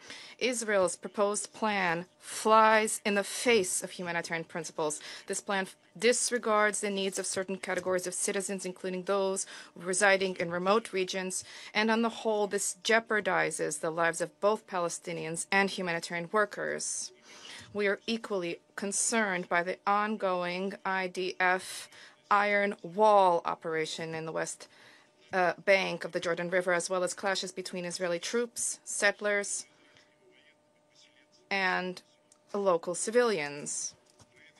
Military operations are engulfing Burkin, Jenin, Tulkarm, Husan, as well as Nablus's and Hebron's environs. Israelis are simultaneously demolishing Palestinian property and carrying out mass arrests of Palestinian civilians. Just recently, at least 40 Palestinians have been detained. Interreligious hatred is being fomented by Israeli leadership's provocative actions, including visits to the Al-Aqsa Mosque compound by approximately 1,500 radical right-wing Israelis who were accompanied by the Minister of National Security of Israel, Itamar Ben-Gvir. Attempts by Western Jerusalem to violate the legal and historical status quo of the holy city's sacred site are illegal and unacceptable. Mr. President, today we are observing a clash of two realities with growing distance between them. On the one hand, there are loud calls for from the international community for there to be respect for international humanitarian law, a ceasefire, the release of detained persons, and the implementation of the two-state solution. On the other hand, Israel's singular focus on achieving all political objectives through military means alone. They have no scruples about selecting their means and no qualms about loss of civilians until Gaza is completely razed to the ground. In this reality, there is room only for war and Old Testament brutality. What can we do to align the reality on the ground and the aspirations of the august bodies of the United Nations? For that, the international community needs to undertake meaningful efforts to facilitate the resolution to the root cause of the protracted conflict, the fact that the inalienable right of the Palestinian people to establish their own independent state within the 1967 borders with East Jerusalem as the capital, coexisting in peace and security with Israel, has not been upheld. This will become possible only following the immediate return to the peace process on the universally recognized international legal basis, at the heart of which was and remains the cornerstone 2 states for 2 peoples principle. As the most urgent step to that end, the UN Security Council should send a clear message to the parties about the unconditional cessation of hostilities and to achieve the lifting by Israel of the humanitarian blockade. And this would create favorable conditions for the release of the remaining hostages and detainees. And this would facilitate the resumption of the peace process for Palestinian-Israeli settlement. The tragedy that is occurring before our very eyes in Gaza is, among other things, the consequence of insufficient resolve on the part of the international community to ensure the enforcement of their own resolutions on the establishment of 2 states, Israel and Palestine. Despite the exceedingly difficult context, reciprocal recriminations, and emotions running high, we believe that we need to achieve having these 2 peoples surmount decades of hostility and to achieve peace, stability, and prosperity for the entire Middle East region. Any other scenarios harbor grave risks, not just for the region, but for all of humankind. Thank you for your attention. I thank the Permanent Representative of the Russian Federation for his statement, and now I give the floor to the Permanent Representative of Pakistan. Thank you, Mr. President. Let me also begin by thanking Special Coordinator Sigrid Kaag for her comprehensive briefing today. And we are also grateful to Dr. Feroz Sidwa for his sobering remarks. Those were harrowing details, unimaginable, so difficult to listen to and grasp. And one would shudder to think how all those on ground, all those women and children and doctors and humanitarian workers would be coping with that situation on a daily basis. Mr. President, my delegation would also at the outset recall and reaffirm its complete support to the briefings, the objective and truthful and responsible statements by senior UN officials, including USG Tom Fletcher, before this Council. In our view, any undue criticism of their work must be unacceptable. Mr. President, we meet yet again under the shadow of a deepening yet preventable tragedy in Gaza, one that tests not only our conscience, but the very credibility of this Council. This is not a natural disaster. It is a man-made catastrophe. As we heard from both briefers today and many other Council members, this is a man-made catastrophe driven by Israel, the occupying powers' unrelenting, illegal blockade of Gaza, and the callous bombardment and deliberate killings carried out with full impunity. The numbers are staggering. More than 54,000 Palestinians have been killed, majority of them children and women. Over 122,000 have been injured. Gaza's people face continuous indiscriminate assault from land, air, and sea. The psychological and societal trauma is beyond measure, beyond imagination. This is without question one of the gravest humanitarian crises of our times. Mr. President, how many more atrocities must be committed before this Council does what is right, morally, legally, and under the UN Charter? Words of concern are no longer enough. The time to act, the time to prevent genocide is now. As Dr. Sidwa said, we must not allow these atrocities to be normalized, for that would be an affront to international law and human dignity. To grasp the scale of this catastrophe, let me highlight 4 urgent dimensions of the suffering in Gaza. First, the health and medical system has collapsed. It has, in fact, been systematically destroyed and dismantled. Hospitals are overwhelmed, operating without fuel, without sanitation, without essential supplies. More than 800 health facilities and assets have been attacked. Medical workers have been killed, ambulances destroyed. This is the systematic erasure of the right to health and to life. Second, famine is no longer a threat. It is here. In Gaza, at least 57 children have already died of hunger. 1 in 5 Gazans could face starvation. Humanitarian convoys are being blocked or attacked. Relief workers are being targeted. Starvation is being weaponized flagrantly and illegally. Third, Gaza's civilian infrastructure lies in ruins. Water systems are destroyed. Electricity is cut. Communications are blacked out. More than 80% of homes have been destroyed. Most of Gaza now lies within a militarized zone. This is not collateral damage. It is deliberate, orchestrated destruction designed to break the will of the Palestinian people to survive. Fourth, the toll on women and children is unspeakable. According to UN Women, over 28,000 women and girls have been killed, 1 every hour since October. 50,000 women are pregnant. Next month, more than 5,000 will give birth, many in tents, on the streets, without electricity, clean water, or medical care.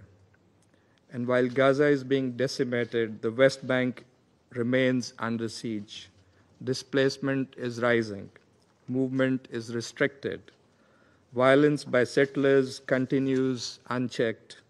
In just the past 4 months, Israeli occupying forces have killed more than 130 Palestinians. Homes are being demolished. Arbitrary arrests continue. We also strongly condemn the provocative visits by Israeli officials to the Al-Aqsa Mosque compound, violations of the legal and historical status quo. These inflammatory actions threaten to ignite wider regional tensions. The sanctity of Al-Aqsa must be upheld in line with international law and UN resolutions. Mr. President, against this grim background, we call for 4 urgent steps. First, an immediate, unconditional, and permanent ceasefire. Resolution 2735 must be implemented in full. All attacks on civilians must end. We support all continuing efforts to restore the ceasefire. Second, the full and immediate lifting of the Gaza blockade. Humanitarian teams must operate safely and without obstruction. The current trickle of aid is wholly inadequate and unjustifiable. This Council must demand immediate and unconditional removal of all restrictions on the entry of humanitarian aid into Gaza and its safe and unhindered distribution at scale, including by the UN and humanitarian partners, including UNRWA, throughout Gaza Strip in full compliance with international humanitarian law. Third, any forced displacement of the Palestinians from the Palestinian land must be strongly rejected. Fourth, we must address the root cause, the prolonged occupation and denial of the Palestinians' right to self-determination and statehood. A just peace demands a two-state solution based on pre-1967 borders with Al-Quds al-Sharif as the capital of an independent and sovereign Palestinian state. The conference next month, to be co-chaired by France and Saudi Arabia, offers a unique opportunity to move concretely and irreversibly in that direction, an objective that is clearly supported by the overwhelming majority of the international community. Mr. President, while that action will take place in the General Assembly, this Council cannot remain a bystander. It must act in accordance with its mandate to protect civilians under siege, to uphold international law, and to speak and to be on the side of the oppressed. The time for equivocation is over. There is no justification whatsoever for the human suffering of the Palestinian people. Yes, we agree, enough is enough.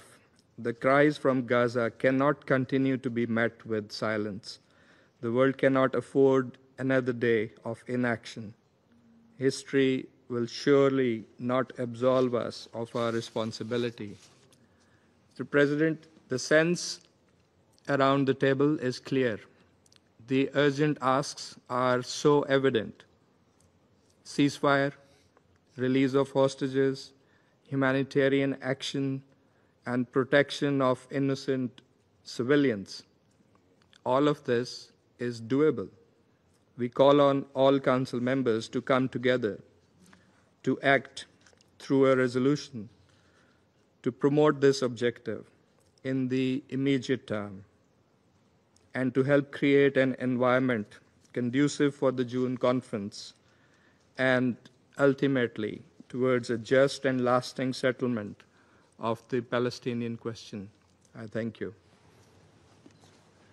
I thank the Permanent Representative of Pakistan for his statement, and now give the floor to the Permanent Representative of China. Thank you, President. I thank the Special Coordinator at Interim CARG and Dr. Sitwa for their briefings. Since May the 16th, Israel has continued to intensify its military offensive in Gaza, which has completely destroyed large, densely populated areas and caused the death of more than 1,000 Gazans in the past 2 weeks alone. The question is repeatedly asked, when will this conflict end? Over the past 600 days, northern, central, and southern Gaza have been ravaged by war. claiming the lives of more than 54,000 people. The population of Gaza has been forcibly displaced time and again. The Security Council and the GA have adopted multiple resolutions calling for an immediate ceasefire, but the conflict has not yet subsided, and the engine of war is still roaring. Continued prolongation of the fighting will not lead to the release of hostages, but only to more death and hatred. The question has been repeatedly asked, are there no limits to the means of this conflict? Even wars have rules. Compliance with international humanitarian law is an undeniable obligation of all parties. In Gaza, however, we have witnessed the red lines of the international law and the bottom line of human morality repeatedly violated and breached. Humanitarian assistance has been weaponized, with 2 million people plunged into extreme hunger as a result of the prolonged blockade. Schools, hospitals, refugee camps, and UN facilities have been targeted. Journalists and humanitarian workers have been mercilessly killed. Securing humanitarian assistance is an obligation of the occupying power under international law. All assistance must adhere to the principles of impartiality, independence, and neutrality. Safety of civilian facilities and humanitarian workers must be guaranteed. All attacks must be strictly investigated and perpetrators held accountable. People were again asking the question, are the Palestinian people to be forced to lose their homes once again? Gaza is in ruins, with living conditions severely jeopardized. Recently, there have been repeated calls from the Israeli side for completely destroying and taking over of all of Gaza. The Israeli army already controls more than 70% of Gaza. At the same time, continued expansion of settlements in the West Bank and intensified settler violence gravely limits the space for the Palestinian people to survive. Changing the demographic and territorial composition of Gaza, as well as settlement activities, are in violation of the Security Council resolutions and international law. The annexation of Gaza and the West Bank will completely take away the prospects for peace in the Middle East. In the face of such questions, China firmly reiterates that a durable ceasefire in Gaza cannot be delayed, and that Israel must immediately cease all military operations. Alleviating the humanitarian catastrophe is immediate. Israel must lift the blockade, fully restore humanitarian access, and support UN and other international humanitarian organizations in efforts to provide assistance. China appreciates and will continue to support the work of USG Fletcher. Gaza and the West Bank are an integral part of the State of Palestine. The international community must firmly oppose any attempt to annex the territories of Gaza or the West Bank and oppose forced displacement of the population of Gaza. The United States, as a country with significant influence over the parties involved, should act in a fair and responsible manner and take effective and forceful action. The Security Council bears the primary responsibility for the maintenance of international peace and security.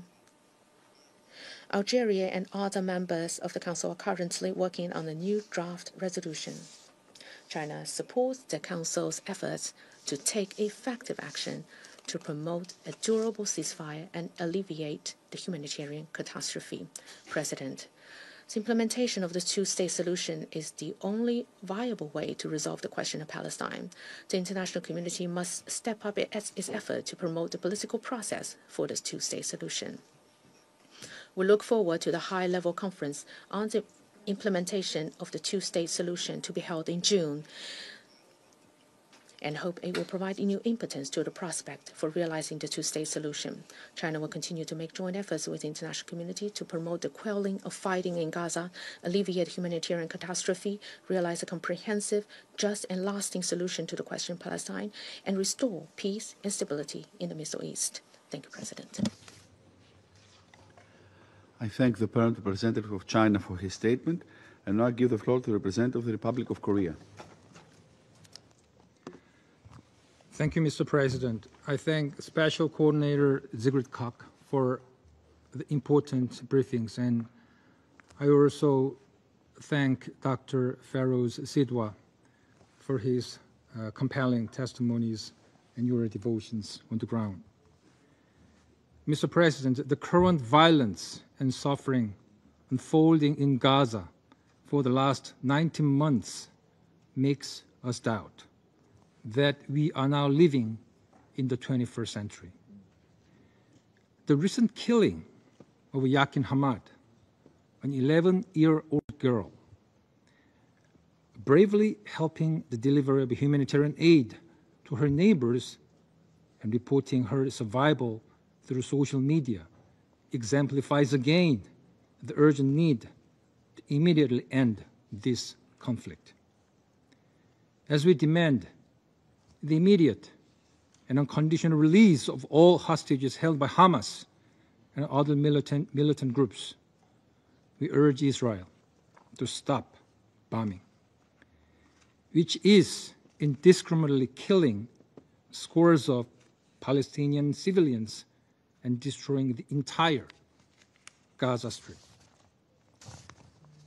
The Republic of Korea also reiterates its firm support for the efforts by mediating countries, namely Egypt, Qatar, and the United States, to secure a desperately needed resumption of the ceasefire.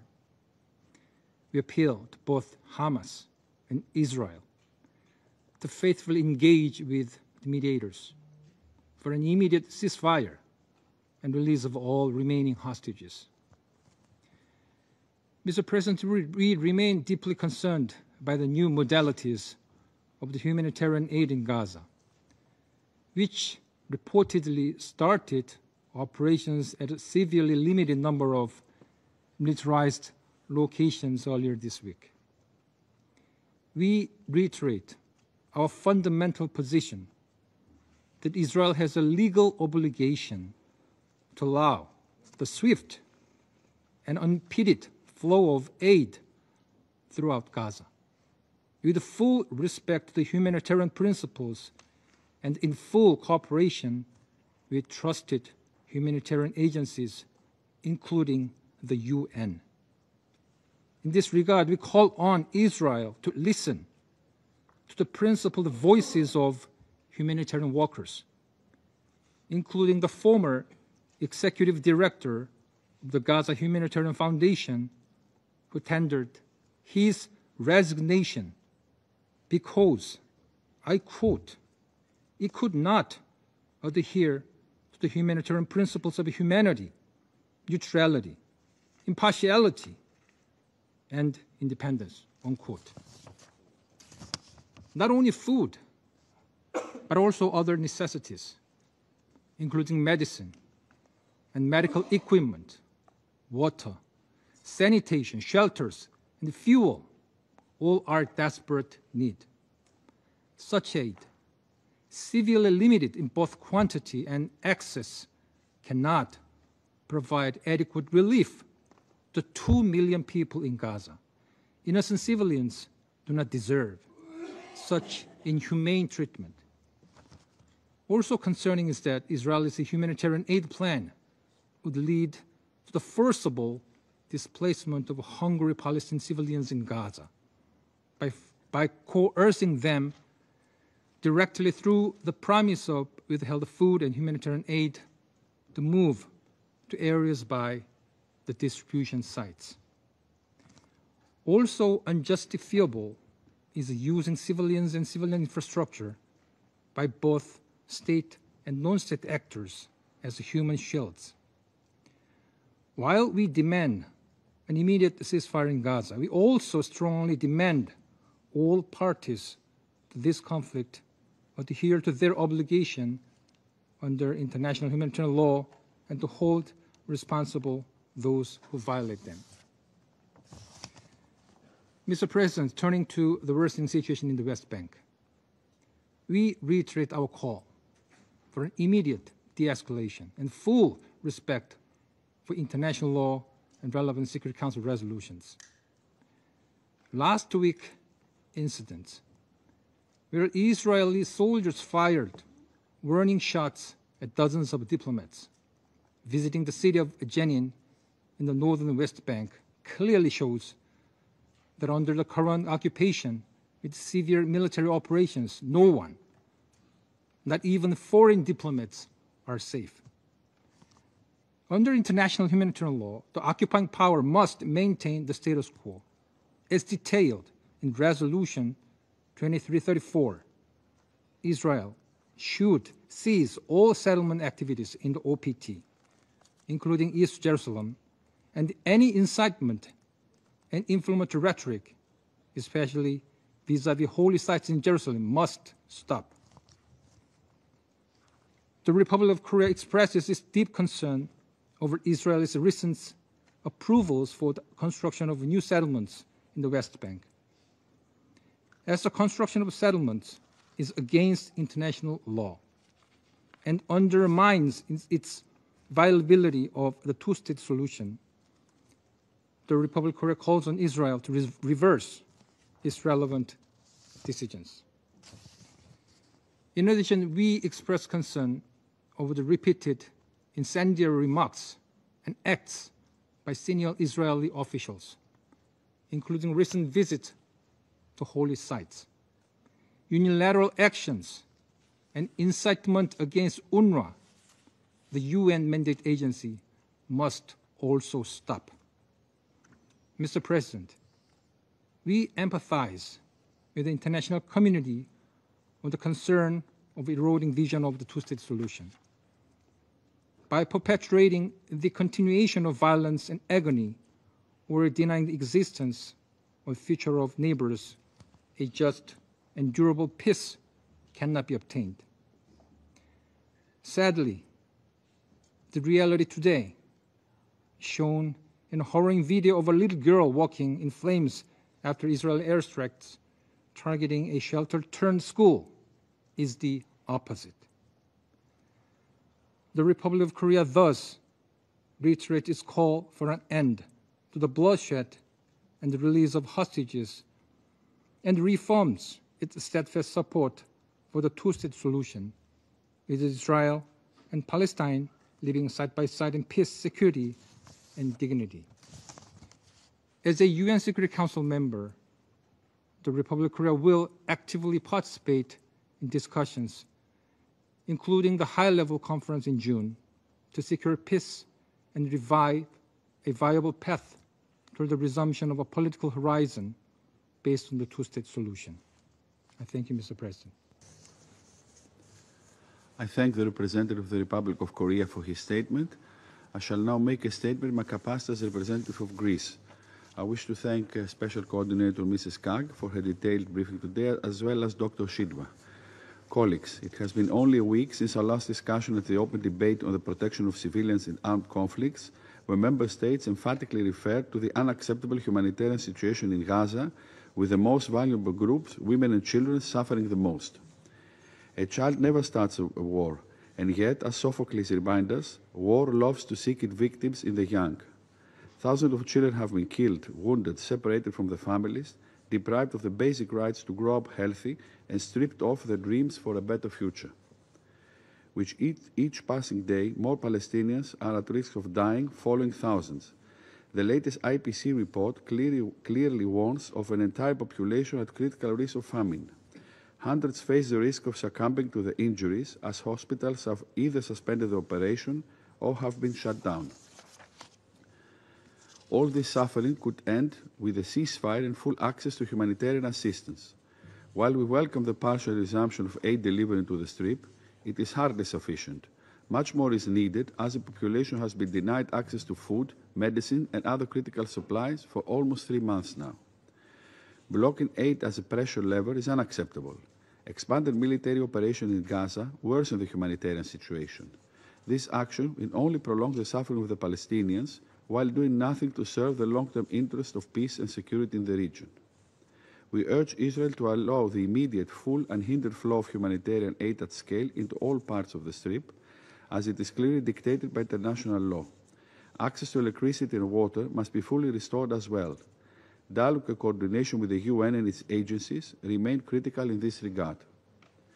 We share the concerns expressed by UN colleagues at proposals to establish a new mechanism for the delivery of aid which would not meet basic humanitarian principles. We cannot support a scheme which does not prioritize the needs of civilians, undermines the UN's ability to operate independently, excludes specific parts of Gaza, and increases further instability and insecurity. At the same time, we are gravely concerned by the attacks on humanitarian aid workers. These people have chosen to serve humanity at the risk of their own lives. Hence, the safety and security must be guaranteed at all times in accordance with international humanitarian law. We strongly condemn incidents of anti-Semitism, including the recent deadly shooting in Washington, D.C., which claimed the life of 2 embassy staff members. We extend our condolences and solidarity to the families and to the State of Israel. Turning to the West Bank, we strongly condemn the incident with shots fired during a visit of foreign diplomats in Jenin, and we accept this incident to be fully investigated and accountability clearly assigned. We also deplore the increase of settlement activity and violence. Hostages are still suffering at the hands of Hamas.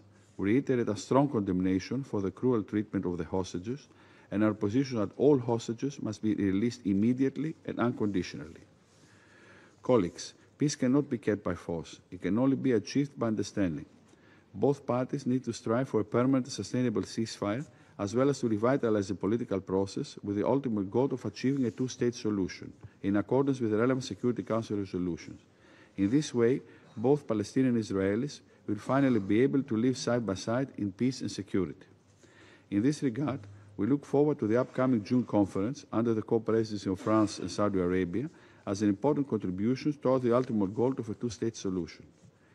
We also welcome the Arab plan for the reconstruction of Gaza as presented by Egypt, reconfirming the leading role of a reformed Palestinian Authority to be essential in planning the day after. There is no alternative partner for peace than a reformed and empowered Palestinian Authority capable of exerting effective governance over the West Bank and eventually Gaza, where Hamas will have no role in security of governments and will no longer be in a position to threaten Israel.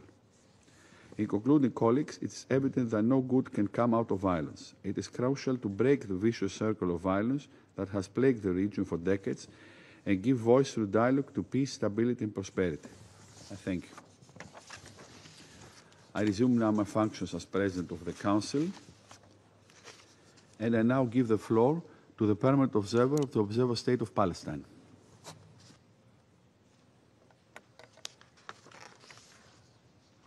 Mr. President, I thank you for convening this meeting and thank UN Special Coordinator Sigrid Kaag for her important briefing and her efforts. I also express our deep appreciation to Dr. Feroz Sidwa for his compelling briefing, for his service to save wounded Palestinians, especially children in Gaza, and for his appeals for an end to this brutal war on our people.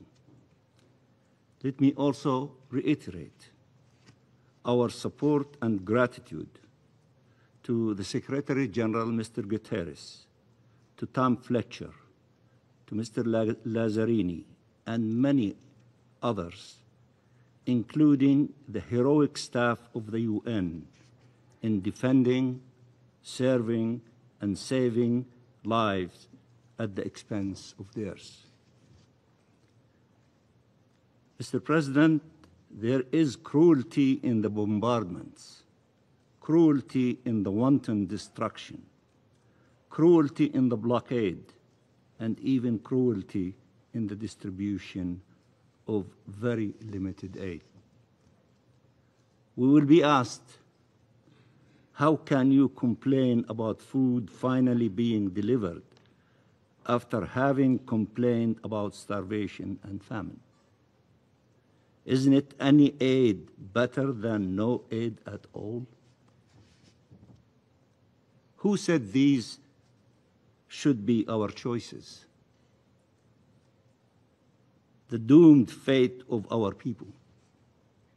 A full blockade against an entire civilian population, including 1 million children, depriving them of food, water, medicine, shelter, or a system of aid that is degrading, discriminatory, limited to food and limited in quantity, and which aims at the forcible displacement of the population and at facilitating the unlawful seizing of land.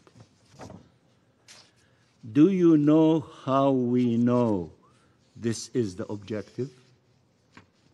Israeli officials are openly telling the world that this is their intention. Statement after statement, threat after threat. After seeing starvation used as a weapon of war, now we see aid being used as a weapon of war. Should we remain silent because the alternative is worse? Or should we stand up for the humanity of Palestinians, of all civilians in any situation of armed conflict? The images of hungry, desperate people storming out of the cages they were forced into in order to get aid is gut-wrenching and heartbreaking. These are people, human beings, deprived of water, food, medicine for so long and hanging to life by a thread. This is outraging the Palestinian people, all of them, including me. It is outrageous to see this situation and still you are not acting. How much more do you want? Israel wants to appear as allowing aid in, while continuing to make sure life cannot actually be sustained in Gaza. If Israel wanted aid in, it would open the crossings and allow humanitarian aid to enter immediately and fully, in coordination with the UN, including UNRWA, which proved during the ceasefire its ability to deliver aid to all those in need throughout the Gaza Strip. The UN plan, with its proven capacity on the ground, remains the only viable plan to deliver aid in line with the humanitarian obligations and principles, and it has all necessary safeguards, if that is the true concern. But the true concern is how to get rid of the Palestinians by killing them, starving them, and destroying Gaza so they have no choice but to leave if they want to live. In his speech yesterday, Netanyahu said two truths.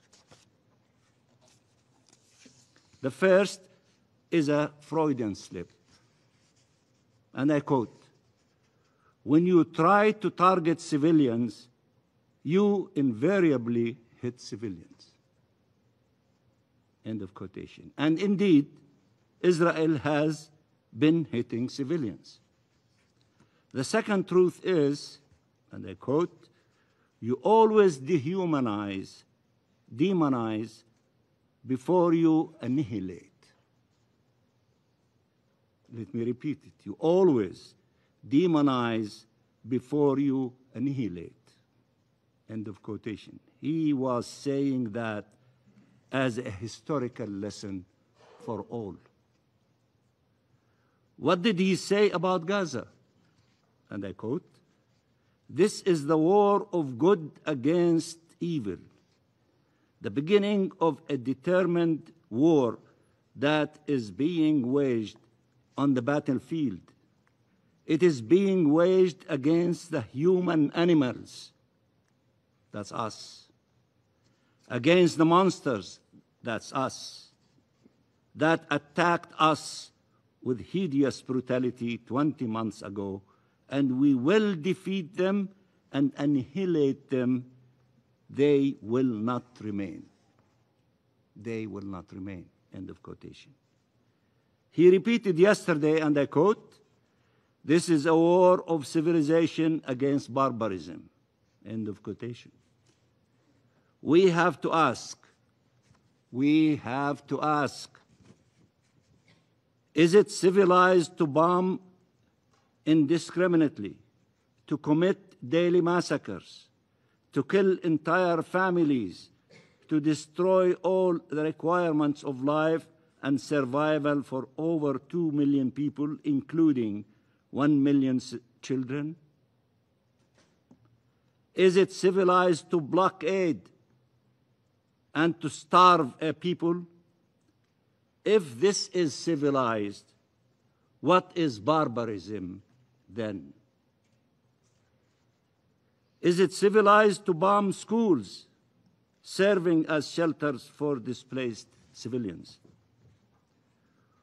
When you see the images of 6-year-old Ward al-Sheikh Khalil, the first question should be, how did she find herself amidst the flames, which my brother Ammar showed you the picture?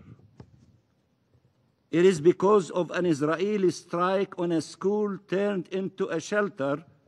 36 people were killed in that strike, mostly women and children. Ward survived, but her mother and 5 of her siblings did not make it out of the burning buildings. And again, my brother Ammar showed you the pictures. She will forever have to live with that trauma. And as the distinguished brother Feroz told us, 50% of those who are under 5 years old are not looking for life.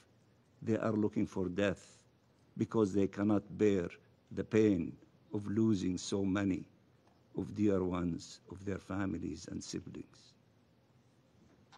If we stop this genocide before she is killed too, Ward. Dr. Najjar, who was honoring her noble mission as a doctor trying to save lives, saw her children as they arrived to the hospital, their bodies burned and already dead. She lost 9 of her 10 children. A horror and trauma the mind cannot comprehend.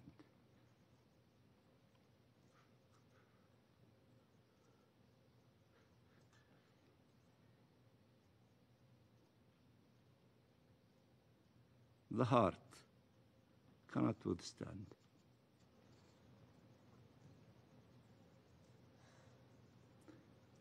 Since Israel broke the ceasefire in March,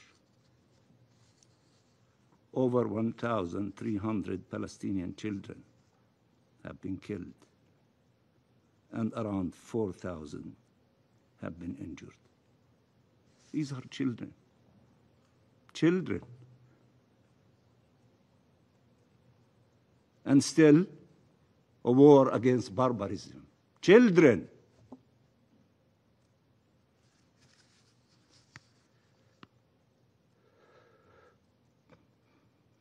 Dozens of children are dying of starvation. The images of mothers embracing their motionless bodies, caressing their hair, talking to them, apologizing to them.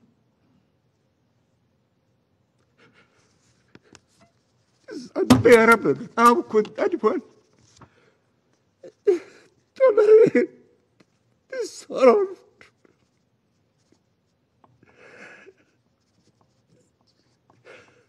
Excuse me, Mr. President. I have grandchildren. I know what they mean to their families. And to see this situation of the Palestinians without us having hearts to do something is beyond the ability of any normal human being to tolerate. Flames and hunger are devouring Palestinian children.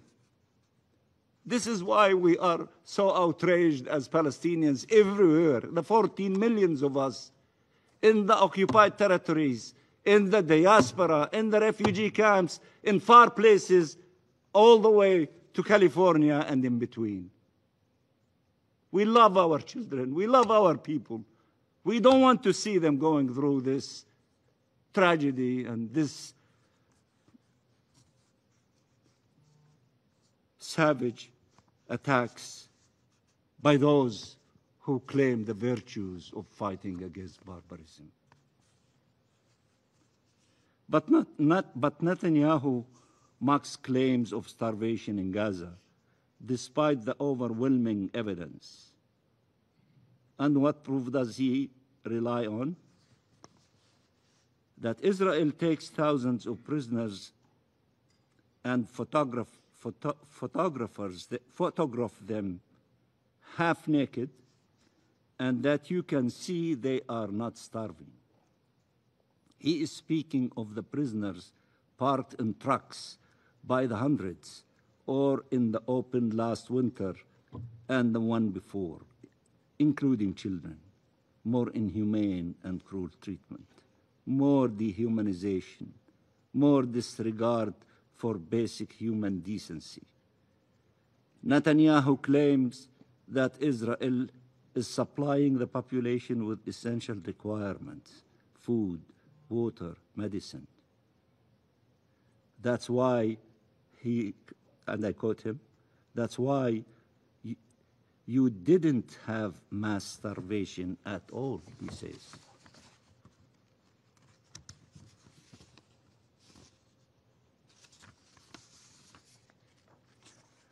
This is the same Netanyahu that decided to impose the total blockade that the people in Gaza endured over the last 10 weeks, deliberately denying them water, food, medicine, and shelter.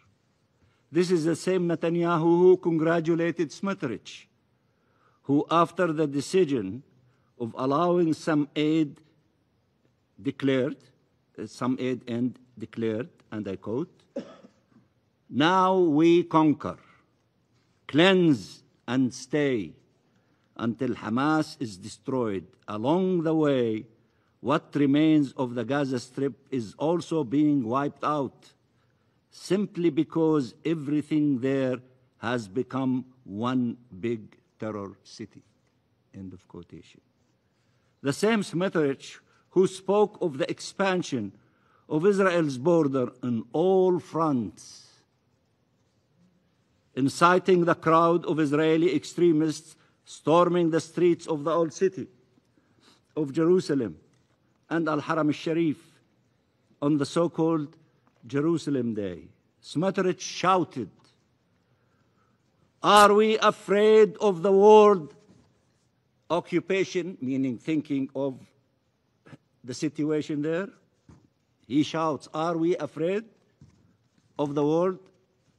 The crowd answered, "No, we are not afraid." Are we settling the land of Israel? Are we liberating Gaza? The crowd cheered. Netanyahu said the objective of this destruction, Netanyahu said that the objective of this distribution mechanism was to have a sterile zone in the south of Gaza where the entire population can move. And he has repeatedly said that Israel wants to depopulate Gaza, calling it voluntary migration, the code name for ethnic cleansing, and to take control of Gaza. So what should we all do. Pretend we cannot see, we cannot hear.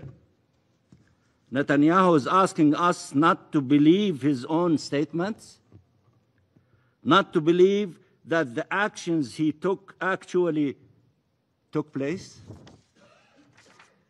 He is asking you to redefine all of international law to fit Israeli crimes, to enable these atrocities. He is asking you to accept, to bargain with people's lives and with our existence as a nation, and with peace and security for all in our region. He wants to define the terms at the expense of everybody else.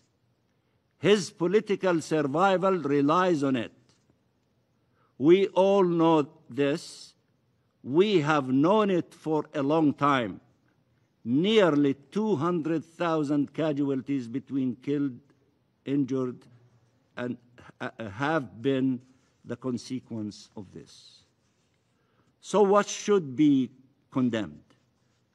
Genocidal statements and actions, or statements and actions to prevent the genocide? What should we condemn? There should be no character assassination of those who stand against these brutal policies, while those behind them are never held to account. We should see the truth. We should see clearly. For our part, our position is clear and unequivocal. Nothing can justify attacking civilians, whether Palestinians or Israelis. Double standards no more. We are human beings. We are proud Palestinians. We sit around this table. We should be treated exactly like everybody else. Not to see what you want to see in the mirror and to ignore the obvious, the huge elephant in the room, the Palestinian people. Be fair. Use one stick of measurement. We are like the rest of you, all of you. Don't have a system of measurements for one group and pretend the others do not exist. We do exist. And although I love Mansour, the Palestinian artist, who my sister, Sigrid referred to him, we will never wither away, we will not go as Palestine. Although he said in that famous artwork that he see that Palestine is withering away. But he probably was referring to settlements and other issues. But I can assure you, we are rooted in Palestine more than the olive trees, the Roman ones, rooted in Palestine. We will never go away. We will not wither away. We are staying in our homeland, and we will attain our inalienable rights, hopefully sooner than later. Okay. For our part, our position is clear and unequivocal. Nothing can justify attacking civilians, whether Palestinians or Israelis. We reject dehumanization and double standards. Palestinian lives are not less important, less sacred, less worthy of protection. Mr. President, President Trump, together with Egypt and Qatar, is making every effort towards a permanent ceasefire that could end the killing, release hostages and prisoners, begin to end the horrific humanitarian situation, lead to the withdrawal of Israeli forces. The Palestinian Authority is ready to fully assume its responsibilities in the Gaza Strip, both in terms of governance and security, with international support and presence. President Trump said he wants to see peace prevail in the region. That is the Trump plan, not the distorted version promoted by Netanyahu to pursue the war. It is time for all states to do what is necessary to end this genocide, break this siege, end this illegal occupation, achieve the independence of the State of Palestine and the two-state solution and peace.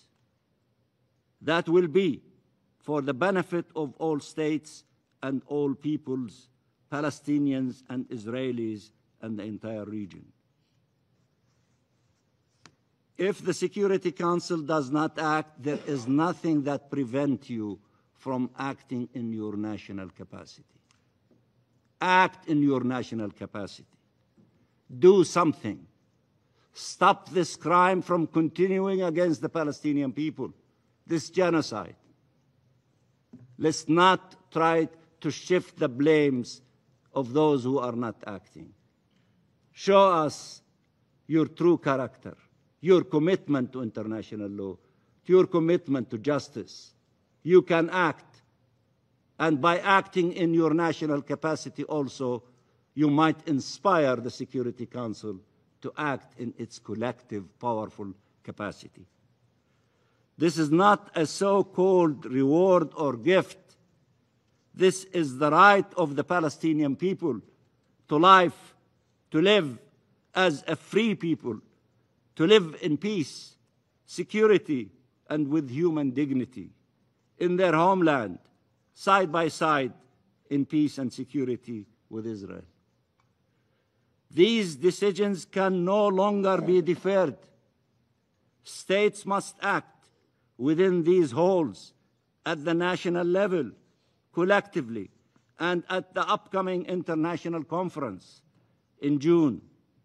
They need to show that their resolve far outweighs the will and sinister plans of the enemies of peace.